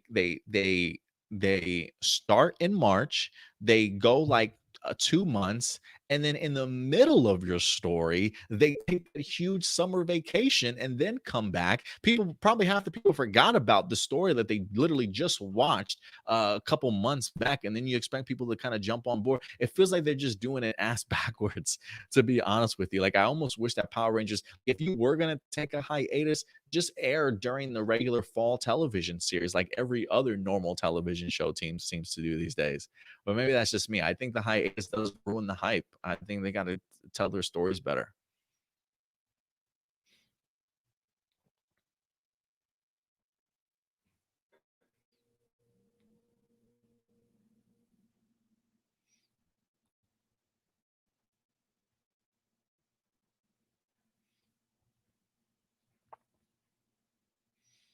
Bacon and Sushi says Beast Morphers filmed everything 2 years ago, according to Jazz Meat, um, on his Facebook page. Yeah, and that's exactly what we said. Like, how when Power Ranger films, they film the entire season, right? It's not the case of they film a season one's complete, they take a 2-3 month hiatus, come back to filming for the next season. No, they knock out all 44 episodes when they're filming there. So they're literally sitting on these episodes to be released until the following season.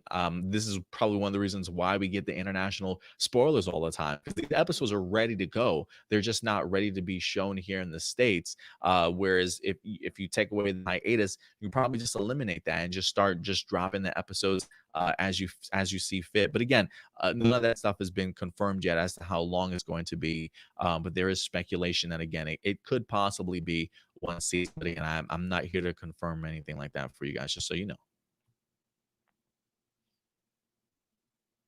Yeah, and King Cody even brings it back up. 44 episodes in one season is really a retro, effective concept, like they did with the older seasons. And I thought it worked just fine then.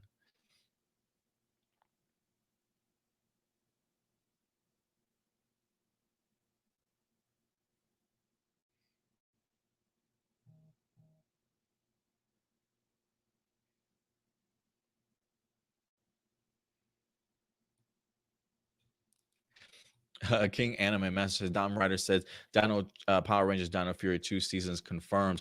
I mean, he can say confirmed all he wants to. I saw the video also, King Anime. I mean, if that's his, again, that's his own personal speculation, though. Again, I think we have to get out of the mindset that just because one YouTuber said something, that all of a sudden now it makes it's confirmed, guys. You got to think outside the box. Nothing is confirmed unless it comes from Hasbro itself, the actors themselves, people actually working on the project, or Nickelodeon themselves. So until we actually hear that from them, this is all simple speculation, guys. We're just simply trying to put pieces together. So Dom's writer simply said that based off of the fact that there are 44 episodes, which honestly, when you look at it from face value for 44 episodes, that kind of comes to your mind too initially, right? The idea of 44 episodes, oh, that means it's going to be 2 seasons. But when you look at the actual TV distribution graph that we showed here, the fact that Entertainment One is showcasing the episodes that they're presenting for you for that year, for 2021, it is puzzling and interesting that they're showcasing 44 episodes to be presented for Power Rangers within the 2021 calendar year, is how it's being presented. So does that mean that that's how it's going to hold up? Well, we certainly don't know. We won't know until it comes from Hasbro or Nickelodeon themselves. And last time I checked, Dom's Rider does not belong to any of those organizations. Okay, so, and again, there's nothing wrong with Dom's Rider. I watch his stuff too. I love his content. I think he's super knowledgeable about stuff, but he's not the head of Hasbro. He's not the head of Nickelodeon. He doesn't know that inside information with Entertainment One until Entertainment One reveals it to us. So again, this is all speculation. So let's just not be so quick to say it's just because one YouTuber said something that that's exactly what it means. Okay. Again, I always recommend people do your own personal research also. Don't just take one thing at face value. Do some research.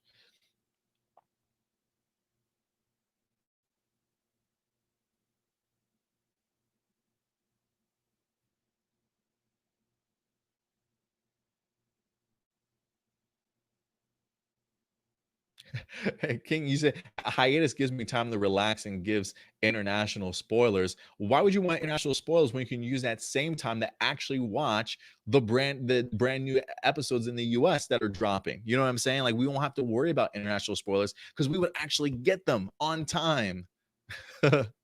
Charles, he says, I will be so glad that we will finally confirm about it. Will be 2 seasons. Hopefully, I don't know when they're going to when they're going to announce that type of stuff. Honestly, guys, if anything, probably as we get closer towards the end of Dino Fury. Sure.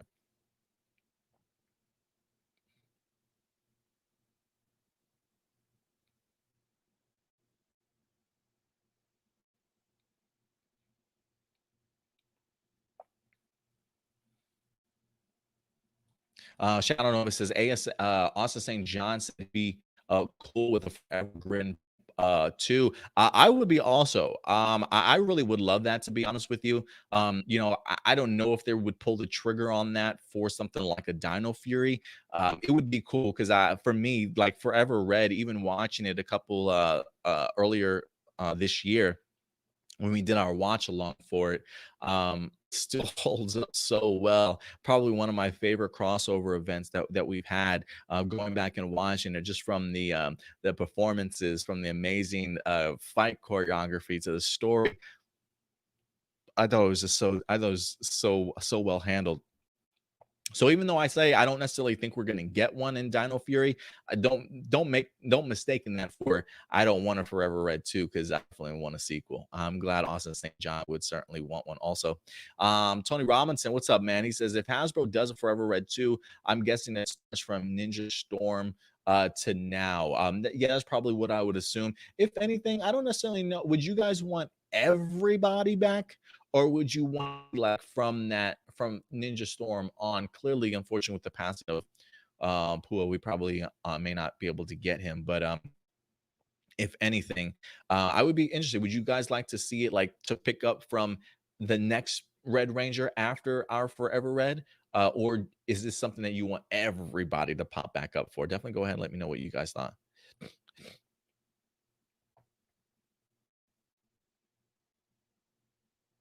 Doomsday says, I chant for no more hiatuses because we won't get any more international spoilers. Amen to that, Doomsday. I'm so over the international spoilers. This summer, I feel like this summer wasn't that bad. I feel like for the most part, the new episodes came. I was able to duck and dodge for like the first several couple of weeks when they were dropping. And for the most part, again, I think there's only one tidbit of information that I think I was spoiled on, and now looking back at it, I don't even know if that was a real spoiler. But we'll see. We'll see.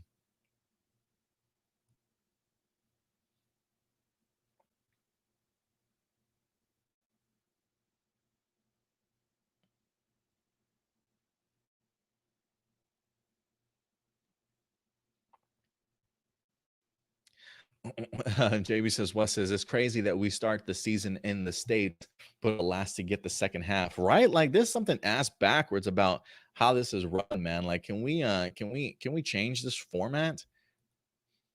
It says, why can't Shadow Nova says, why can't episodes air at the same time? I'm kind of curious as to why that is. As far as like international distribution, why they get it first outside of us. I mean, granted, it is like an international television show because it is filmed in New Zealand. So I'm wondering if that has anything to do with it.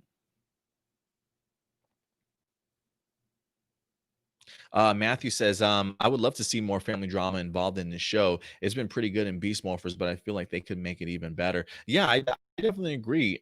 For sure. Like I love the introduction to the families, getting the opportunity to see that Devin's father is the mayor, right? Like I'm pretty sure that's not easy to kind of grow up in. And I think they utilized and showcased that pretty well, especially in season one, just the differences like of what his father certainly wanted for Devin and what Devin wants for himself, and how he kind of finds himself becoming a Power Ranger and having a like I love that stuff. Like I wish I had seen more between Mayor Daniels and Devin to even build up on what they built in season one. But if they can take that concept and just take it up just another notch for something like a Dino Fury, I would be all on board with that.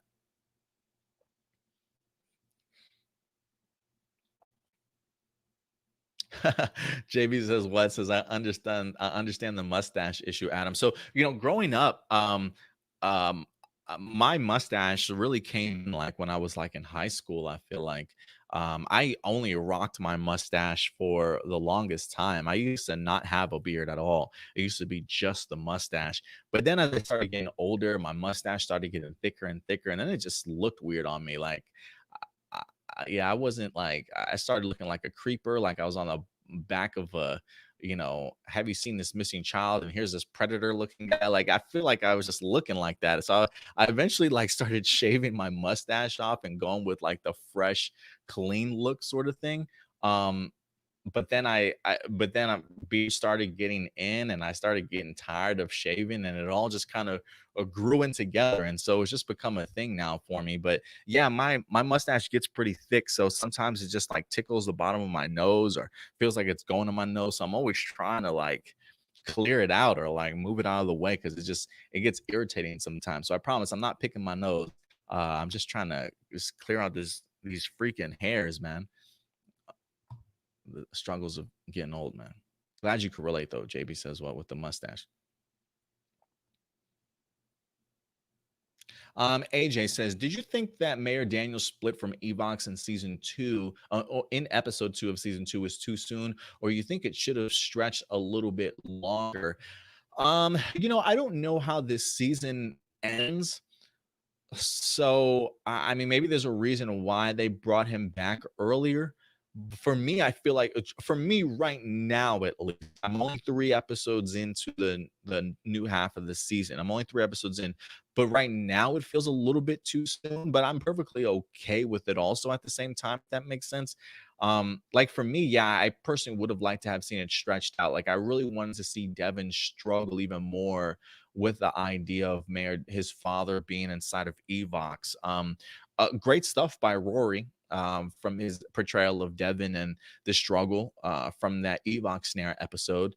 But yeah, no, I agree. Like I would have liked to have seen it stretched out at least maybe 5 or 6 episodes or whatever the case may be of Devin really trying to figure out how to go ahead and save his father, just to be a little bit more meaningful. You know what I mean? And still kind of put that question in the air of how are we going to save Mayor Daniels and save his father. So yeah, maybe just stretch out just a little bit longer. But I don't know. We'll see how the rest of the season goes. Like that I say is too soon. And right now I'm still giving them crap. Like I'm still really critical of the writing team for how they've handled the human Roxy and Blaze so far. So I'm hoping that even they'll surprise me with that as we get a little bit further on. So we'll see.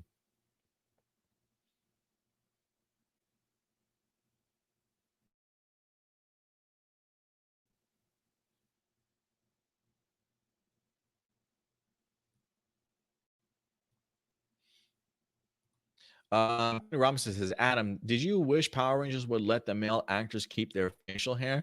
Do they not? I guess they don't, huh? Because of the fact that they're supposed to be like high schoolers. I say, listen, I say give it to us. I don't every Power Ranger doesn't have to be kids. Like I'm so over this concept that they all have to be high schoolers. Like I love the idea that like for Carabiner that it's a mixture, right? That we have one high schooler in there, but then we also have an actor, we have a doctor, right? We have well, I guess Cena, she's in a track and field, but I feel like she's probably like college or out of college now at this point in time. So I think if they get off the idea of hey, our Power Rangers have to be kids, then yeah, if they ever get off of that, then yes, please allow them to just have their facial hair. I mean, heck, even in high school, I was growing some pubescent facial hair, it feels like, right? Like so if they can represent a young kid like that, then sure, why not? But until they get off that whole high school thing, you're probably going to keep having them shave, honestly. George, 44 episodes. Yeah, so yes, George, in case you're coming in a little bit late, yes. So right now, it hasn't been confirmed that the season is going to be 44 episodes. But what we are seeing over on Twitter here is that Entertainment One just recently put out their programs for the distribution year of 2021. The programs that they have listed here are supposed to be for what they're presenting to the TV networks for calendar year of 2021. And as of right now, they're showcasing for 44 22-minute episodes as of right now. So there is some speculation going around of us thinking, especially when we look at the Dino Supercharged size of things, when Saban Brands was promoting Dino Supercharge for that particular year that it was airing, they were presenting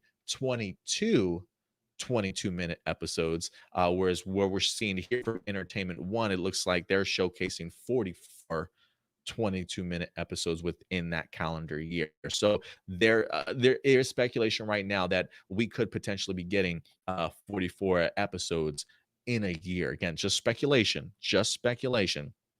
but something that gets me pumped, something that's getting me a little bit hyped.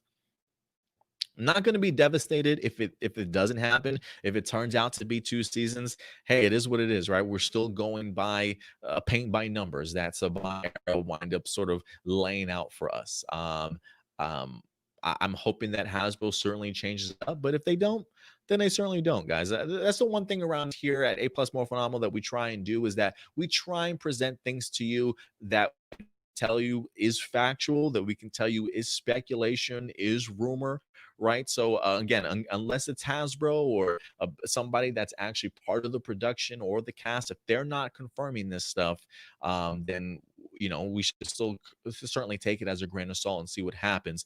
But for me, I enjoy seeing maybe the pieces being put together and some of the speculation and stuff. So that's where we're at right now. So we'll see what happens. But I'll take whatever Hasbro wants to give me. Which Six Ranger Lightning Collection do you want to see? I need titanium ASAP. Thank you, Dante, for the question. I'm still waiting for the Solar Ranger, man. I'm still waiting for the Solar Ranger. I know Hasbro does not mind taking characters out of the Power Ranger Boom Studios lore. So if there is a character that I definitely want to see, I believe we've gotten Ranger Slayer already. So the next on my list was definitely Solar Ranger and Lauren Sheba from Samurai, if they haven't made one for her yet. I don't believe that they have made one for her yet. But those are the two that I definitely would like to see off the top.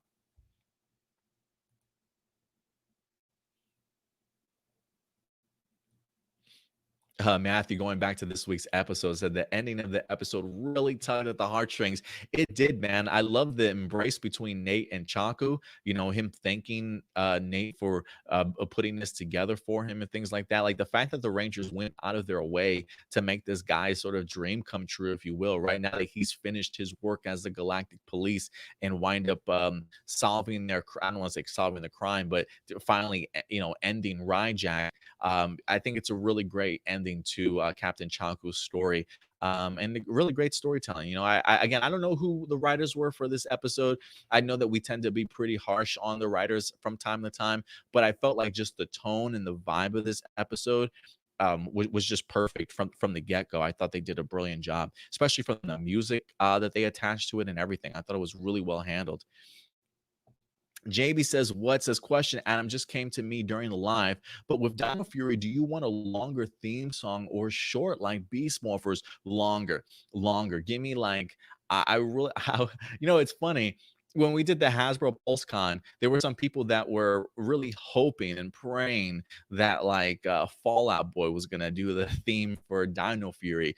I was like, I hadn't heard anything about that. I know there's just people just hoping and praying, if you will, and that's probably exactly what it was. But man, I would love if a decently known band came in to go ahead and do the theme song for Dino Fury. I would love something a little more current, a little more up tempo, honestly. So yeah, if it's a longer theme song, I'm here for it, man. I'm here for it. Dino Knights, fight for your rights. When we were trying to speculate what the next team was going to be named, I was thinking Dino Knights, but they decided to go with Dino Fury. And for the longest time, I was like, what would a catchphrase be for Dino Knights? Dino Knights, fight for your rights. Listen, right now in today's climate, I probably need a team of Power Rangers just like that. They're going to fight for my rights, man. Alex says he thinks Netflix is perfect for Power Rangers. I definitely do think it is one for sure. I definitely do think it is a perfect home for Power Rangers. I would love to see just the type of production value that would go into a Netflix Power Rangers show, to be honest with you. Johnny also says, "Hey Adam, do you think one day Hasbro could make a Power Ranger season with Halloween aspects, like Rangers as Halloween monsters, like a whole season? Well, that would be an interesting concept, honestly. I don't know if they would pull the trigger on that, but I get what you're saying.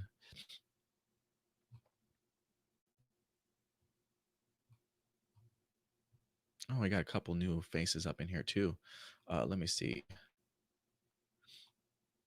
how much time we got. Was that an hour and 48 minutes? We've been doing this. All right, I'll finish up with the last couple of comments here.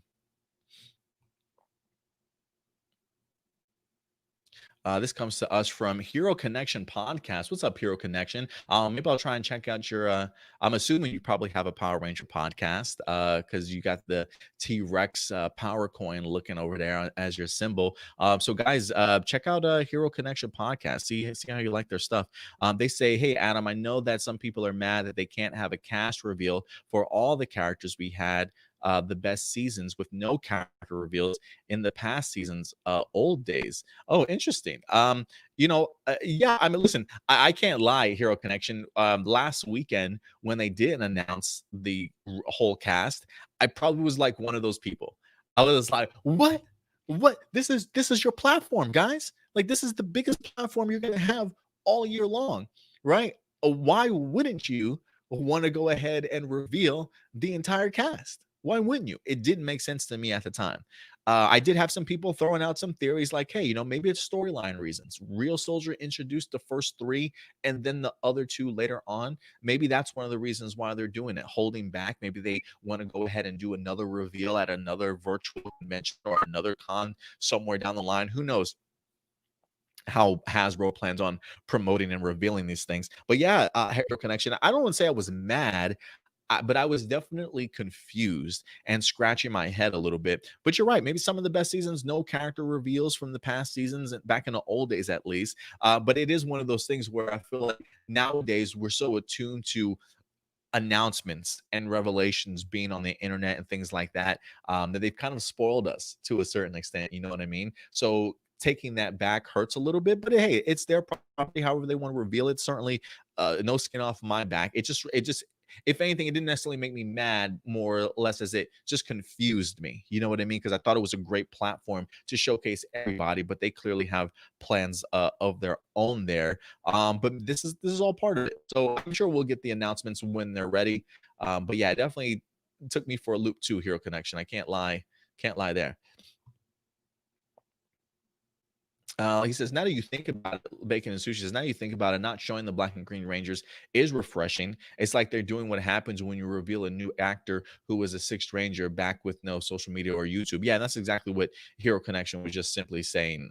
Bacon and Sushi was the idea. Back in the days, we didn't have this kind of access, right? So they would just pop up whenever. And listen, I'm all for a good surprise. I really am. It's hard to keep things as a surprise these days because it feels like everybody wants to know the news first, right? So everybody's out there searching for any tidbit of information that you certainly can. So if there is a level of surprise that's still yet to come for these reveals, I'm here for it. So again, I'm not one that's always like they have to show me something, they have to give me an announcement.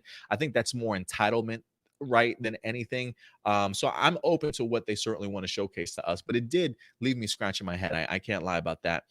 Shadow Novus says, but we wouldn't be this way about cast reveals if it wasn't for Power Morphicon. They kind of started this tradition, and now that's what they expect every 2 years. And you're absolutely right. That's why I said that we've kind of been spoiled this way, right? They kind of have formulated our minds to think this way. In September or August, they got to give us a real reveal, right? October, the series has got to come back. Like, they definitely have gotten us used to at least hyping us up for these type of moments. So now that we have a new company that's coming in and trying to do things maybe a little bit differently, we have to now refocus our brain and start realizing, okay, things may not be doing, they may not be doing things the way that we certainly used to be. If they're adapting and trying to do some things differently, then we have to as fans also. We can't hold them to what Saban and Disney did in the past, if you will.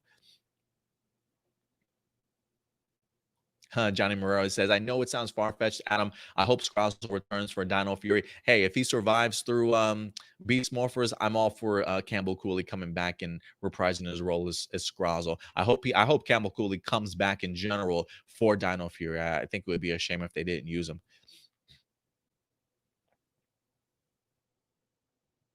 Let's see here. Tony Robinson says, Adam, how would you feel if Grid Battle Force gets name dropped in Dino Fury? I'm here for it. I'm here for it. Anything that's going to allow for further connections to past seasons. I love that idea. I like the idea of it all being connected. I know Power Rangers has established itself in creating a very vast different dimensions and universe, if you will, a multiverse, technically, if you will.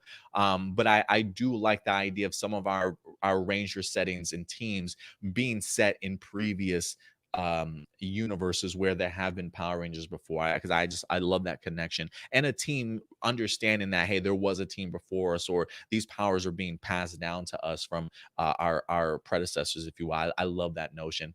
Jaden, what's up, Jaden? Appreciate you coming through. He says, I hope it's one season with 44 episodes. I really do too. One, because I can't stand the hiatus.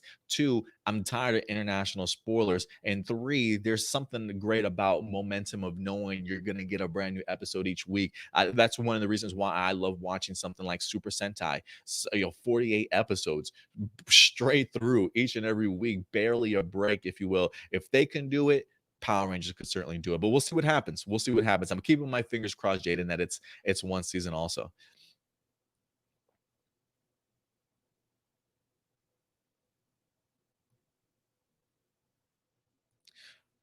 Hero Connection says most likely it is a one season with 44 episodes. There's no way they're going to let the actors go back home with their families for the holidays and bring them back. COVID problem.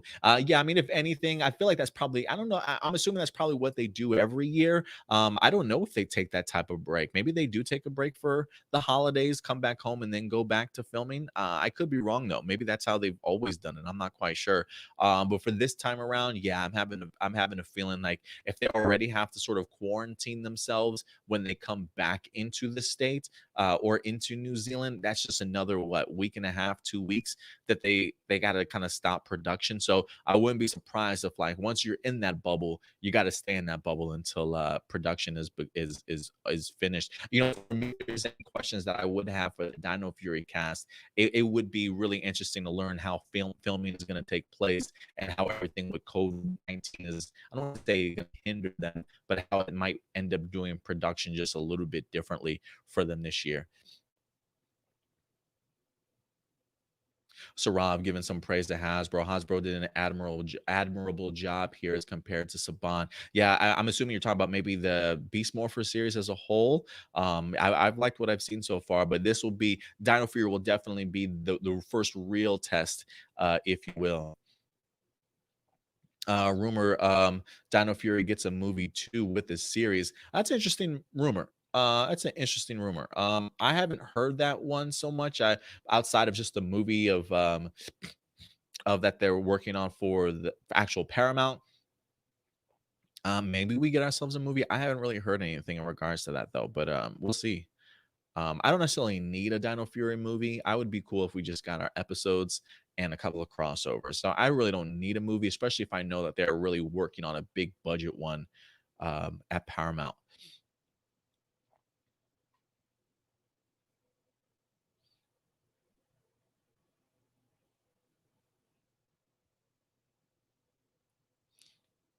Yeah, Doomsday said Dawson Rider said that Dino Fury will have a movie, but I'm not believing that just yet. Yeah, I haven't read anything in regards to a movie. Like usually, I would expect like the Illuminati to announce something like that. I haven't read anything about a Dino Fury movie anywhere, even as like just a rumor or speculation. I mean, maybe, but I haven't heard anything about it. I did see like the video when he was talking about the 44 episodes. I believe that was in his title, but I don't even recall him mentioning it in his video, but maybe I'm wrong. I'll have to go back and rewatching it. Jaden says on Wikipedia they have the episode list up with one season. Well, I will say this, Jaden, just a reminder: Wikipedia, I believe, can be edited by anybody. I believe anybody can go in there and update things. So maybe they will eventually wind up correcting it, but we'll see, Jaden. We'll see what happens. Usai, what's up, Usai? Good to see you, man. He says, "My guy Adam, great to see you back. Appreciate him." Yeah, I think we've been back for maybe a month now, maybe just a little bit under a month, maybe towards the end of August we came back after our issues with YouTube from our previous YouTube channel that we wind up having, which still bums me out, man, because I know we have a lot of newcomers to A plus Morphinominal, and I'm definitely appreciative of it, guys. But you guys have no idea, like the past, if you are brand new to this channel, I've been on YouTube for anywhere between about 8 years. So it's technically been 8 years. Back in August would be our anniversary. And we've had 8 years worth of Power Rangers and Super Sentai content up there for you guys on our YouTube page. Unfortunately, it's all been taken down. I mean, our Ninja reviews, what is our Go Buster reviews, our past Power Rangers season reviews, and things like that. The content unfortunately was lost in the past, so we are very much trying to build ourselves back up. So it's good to have you back, Usai. Thank you very much for certainly finding our channel and definitely making your presence felt in here. But yeah, we have a ton of other content headed your way. Reaction videos. I'm trying to work on a brand new overlay for our presentation for our reaction videos going forward, and we do have a couple of watch alongs that we're going to be doing for you guys also. So make no mistake, A plus More Phenomenal will continue to adapt and certainly grow.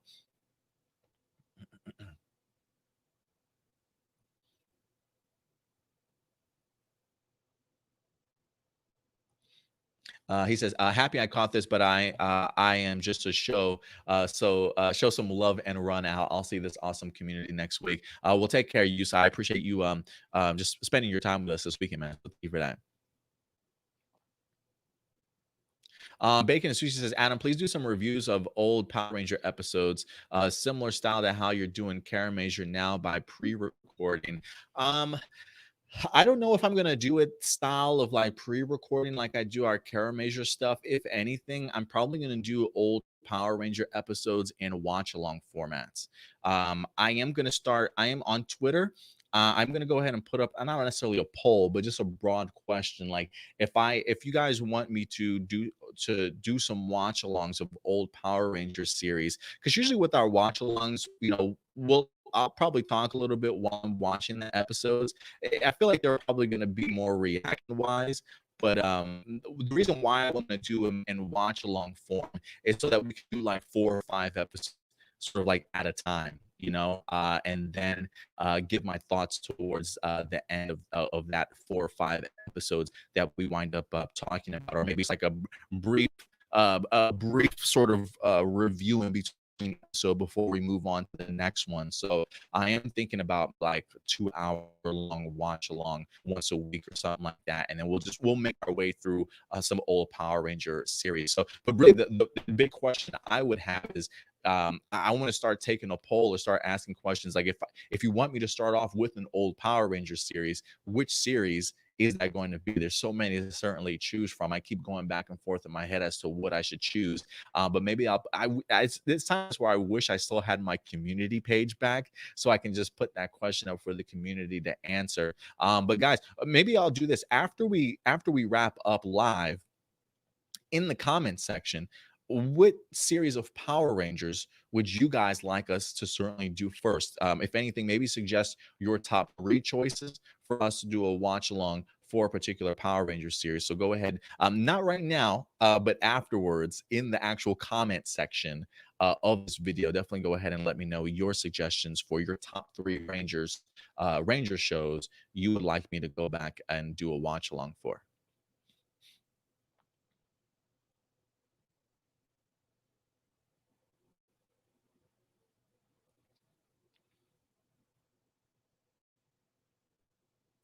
Oh, Alex says it won't work out without Pua or Cole. I think you could still kind of get away with it. I don't actually know if we need Cole again. We saw him in Forever Red, the first one.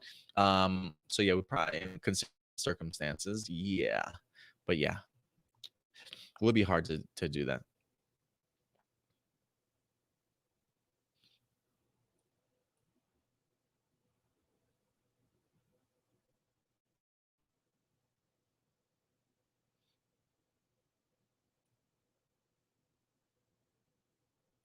Hero Connection says crazy that Go Busters don't have parents and Beast Morphers have parents. Really attitude to it.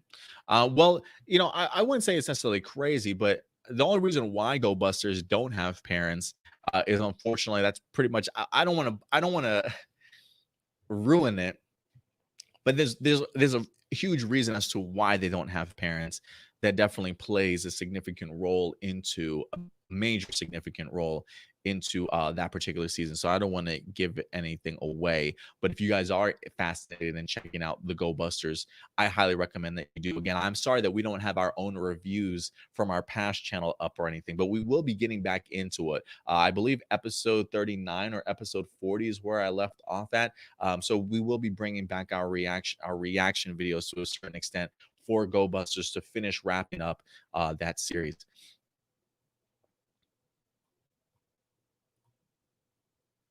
Alec, going back to Cena says, I think Cena is just a county town track and field thing. Yeah, you might be right because I wasn't sure if like is she still in high school? Is she running for college? Like what, or just something that's going on like in her town or whatever the case may be. So you might be right there. Somebody asked how Gadget was doing. She's doing great, man. She's doing great. And Jaden says Johnny Hartman wrote this episode. Well, hey, Johnny Hartman, congrats on a great episode, man. I think that might have been one of the names that was dropped last week in regards to like some new writers that were maybe being brought in. I could be wrong. I could be wrong, guys. But Johnny Hartman, keep an eye out for him.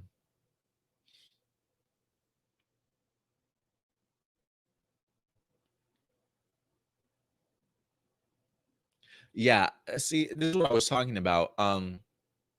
Matthew says Dawson Rider never mentioned a movie in the actual video, right? Like I saw it in the title. I that okay, so I knew I wasn't going crazy because I did see it in his title, like Dino Fury 44 episodes and movie. But then when he talked about it in the video, I didn't hear him mention the concept and the idea of a movie at all. So I'm wondering what he meant by that, honestly.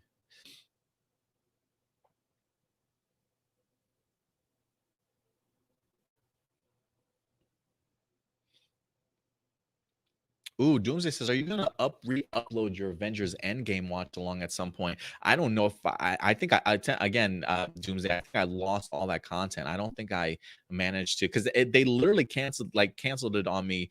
I don't want to say out of nowhere, but I thought that they would at least give me some time. I just remember getting the notification and going to my page, and it was down already. So all that stuff unfortunately has been removed. Maybe I'll have to just redo all these watch alongs again at some point in time.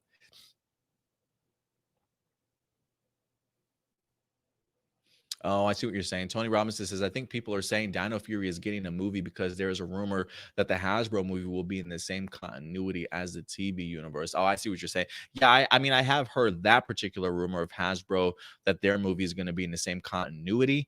But I don't necessarily know if that means, hey, the Dino Fury team is going to be in the new movie. You know what I mean? I don't think I feel like the Hasbro movie is going to be a completely different cast and story in itself. Definitely take place in the same continuity, you know what I mean? But it doesn't necessarily mean that the Dino Fury Rangers are going to be involved like that. Hey, Matthew says, don't worry. I plan to tackle Go Busters once Beast Morphers ends. Yeah, I definitely recommend it. For me, it was definitely a rather unique Super Sentai season, unlike any one that I personally have seen. But there's some really great family dynamics to it, some really great sort of spy espionage themes to it, great use of the Beast bots also. I think you'll like it. I think you'll like it.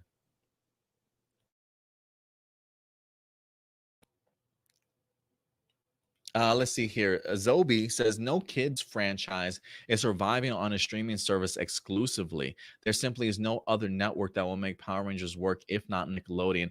I gotta disagree, Zobi. The only reason why I'll disagree is, I mean, Netflix, Voltron, the Defender of the Universe, whatever the name of that show is, that went on for like 6 seasons. What else do we got over there? Um, Damn it, it's on the tip of my tongue. Shira, cartoon animated series for kids. That's on like season 5 or 6, if I'm not mistaken. Also, so I do think that a kids franchise certainly can survive on a streaming service exclusively. It really just depends on how good the writing is. It depends on how good your promotion is. So I think it definitely is possible.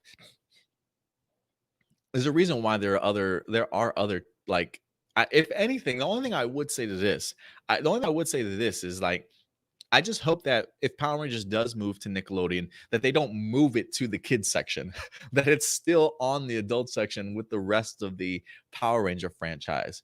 Um, I mean, hey, Zobi, I appreciate your opinion on that, and maybe there is some credibility to it, right? I'm pretty sure there are some shows that probably fit your theory just fine. But I could also point out to some other shows that are kid related shows, I guess you can say, that have survived on streaming service exclusively. Maybe not super long, 5, 6 seasons, especially on something like a Netflix. I think is pretty impressive. You know what I mean? Um, so we'll see. We'll see. I think just right now, because of the fact that streaming services seem to be the future, and there are a ton of cable cord cutters right now, it just feels like that would be the logical place for them to move. Not necessarily Netflix, but just streaming in general. So I think if you've got great executives, I think if you've got great storytellers, you're putting together a decent budget for it. I think it could certainly work for sure. But we'll see what happens. We'll see what happens. But listen, ladies and gentlemen, I think that's going to certainly do it for us here today at A Plus More Phenomenal. So we're going to go ahead and wrap up, guys. So that's going to do it for us today. So thank you so much, guys, for certainly joining us today. We definitely appreciate it. Of course, listen, we also got Toku Tuesday that's coming up. That'll be right around the corner. We've got a Kara Major review for you guys set up. We also got a Kamen Rider Saber review for you guys set up every Tuesday. That winds up dropping throughout the day and the afternoon. So certainly stay tuned for that. And if we have any big announcements that wind up happening kind of impromptu throughout the week, we'll certainly go ahead and keep you posted. Next week, there may not be a new episode of A Plus More Phenomenal. I may take a weekend hiatus myself. If anything, I'll probably at least pre-record a Beast Morphers review for you guys. So definitely stay tuned. But if anything monumental does wind up dropping next week, then we definitely will have a live A Plus More Phenomenal for you guys next Saturday. But if not, you can still at least count on a Beast Morphers review for you guys also. So yeah, I think that's probably going to do it for us. Listen, if you guys are also fans of like Marvel, DC, television shows, movies, we do have another YouTube page by the name of A Plus Hero Report, APLUS Hero Report. Sunday, tomorrow, we go live at 11 o'clock Central Time. We pretty much wrap up the news that's kind of come out from Marvel, DC, and some of our favorite television shows and movies. So if you want to join us then, again, A Plus Hero Report going live Sunday at 11 a.m. Central Time. You can certainly find us then. And of course, throughout the week, ladies and gentlemen, if you guys do have any live viewer questions that you want to go ahead and submit throughout the week, whether it's about something you've read or an interview or whatever the case may be when it comes to Ranger Nation and Tokusatsu, if you want to talk about it on A Plus Hero Report every weekend, feel free to go ahead and submit your live viewer question to aplusmorephenomenal@gmail.com. Again, send in your email to aplusmorephenomenal@gmail.com, and we'll certainly go ahead and tackle your particular questions next week. So feel free to go ahead and submit those questions over at any time. If you guys want to go ahead and subscribe, if you haven't, what are you waiting for, man? Hit that subscribe button, guys, along with that bell notification so you can be notified every time we drop a brand new video. Other than that, ladies and gentlemen, follow us on social media. You can find us right here at A Plus Opinions, guys. We're going to be on Facebook specifically, Twitter, Instagram, and Twitch for you gamers as well. So until next time, ladies and gentlemen, that'll do it for me. I'll see you guys throughout the week. And until then, do me a big favor. Take care of yourselves. Take care of each other. And of course, may the power protect you. Talk to you guys later. Keep it A+. Bye.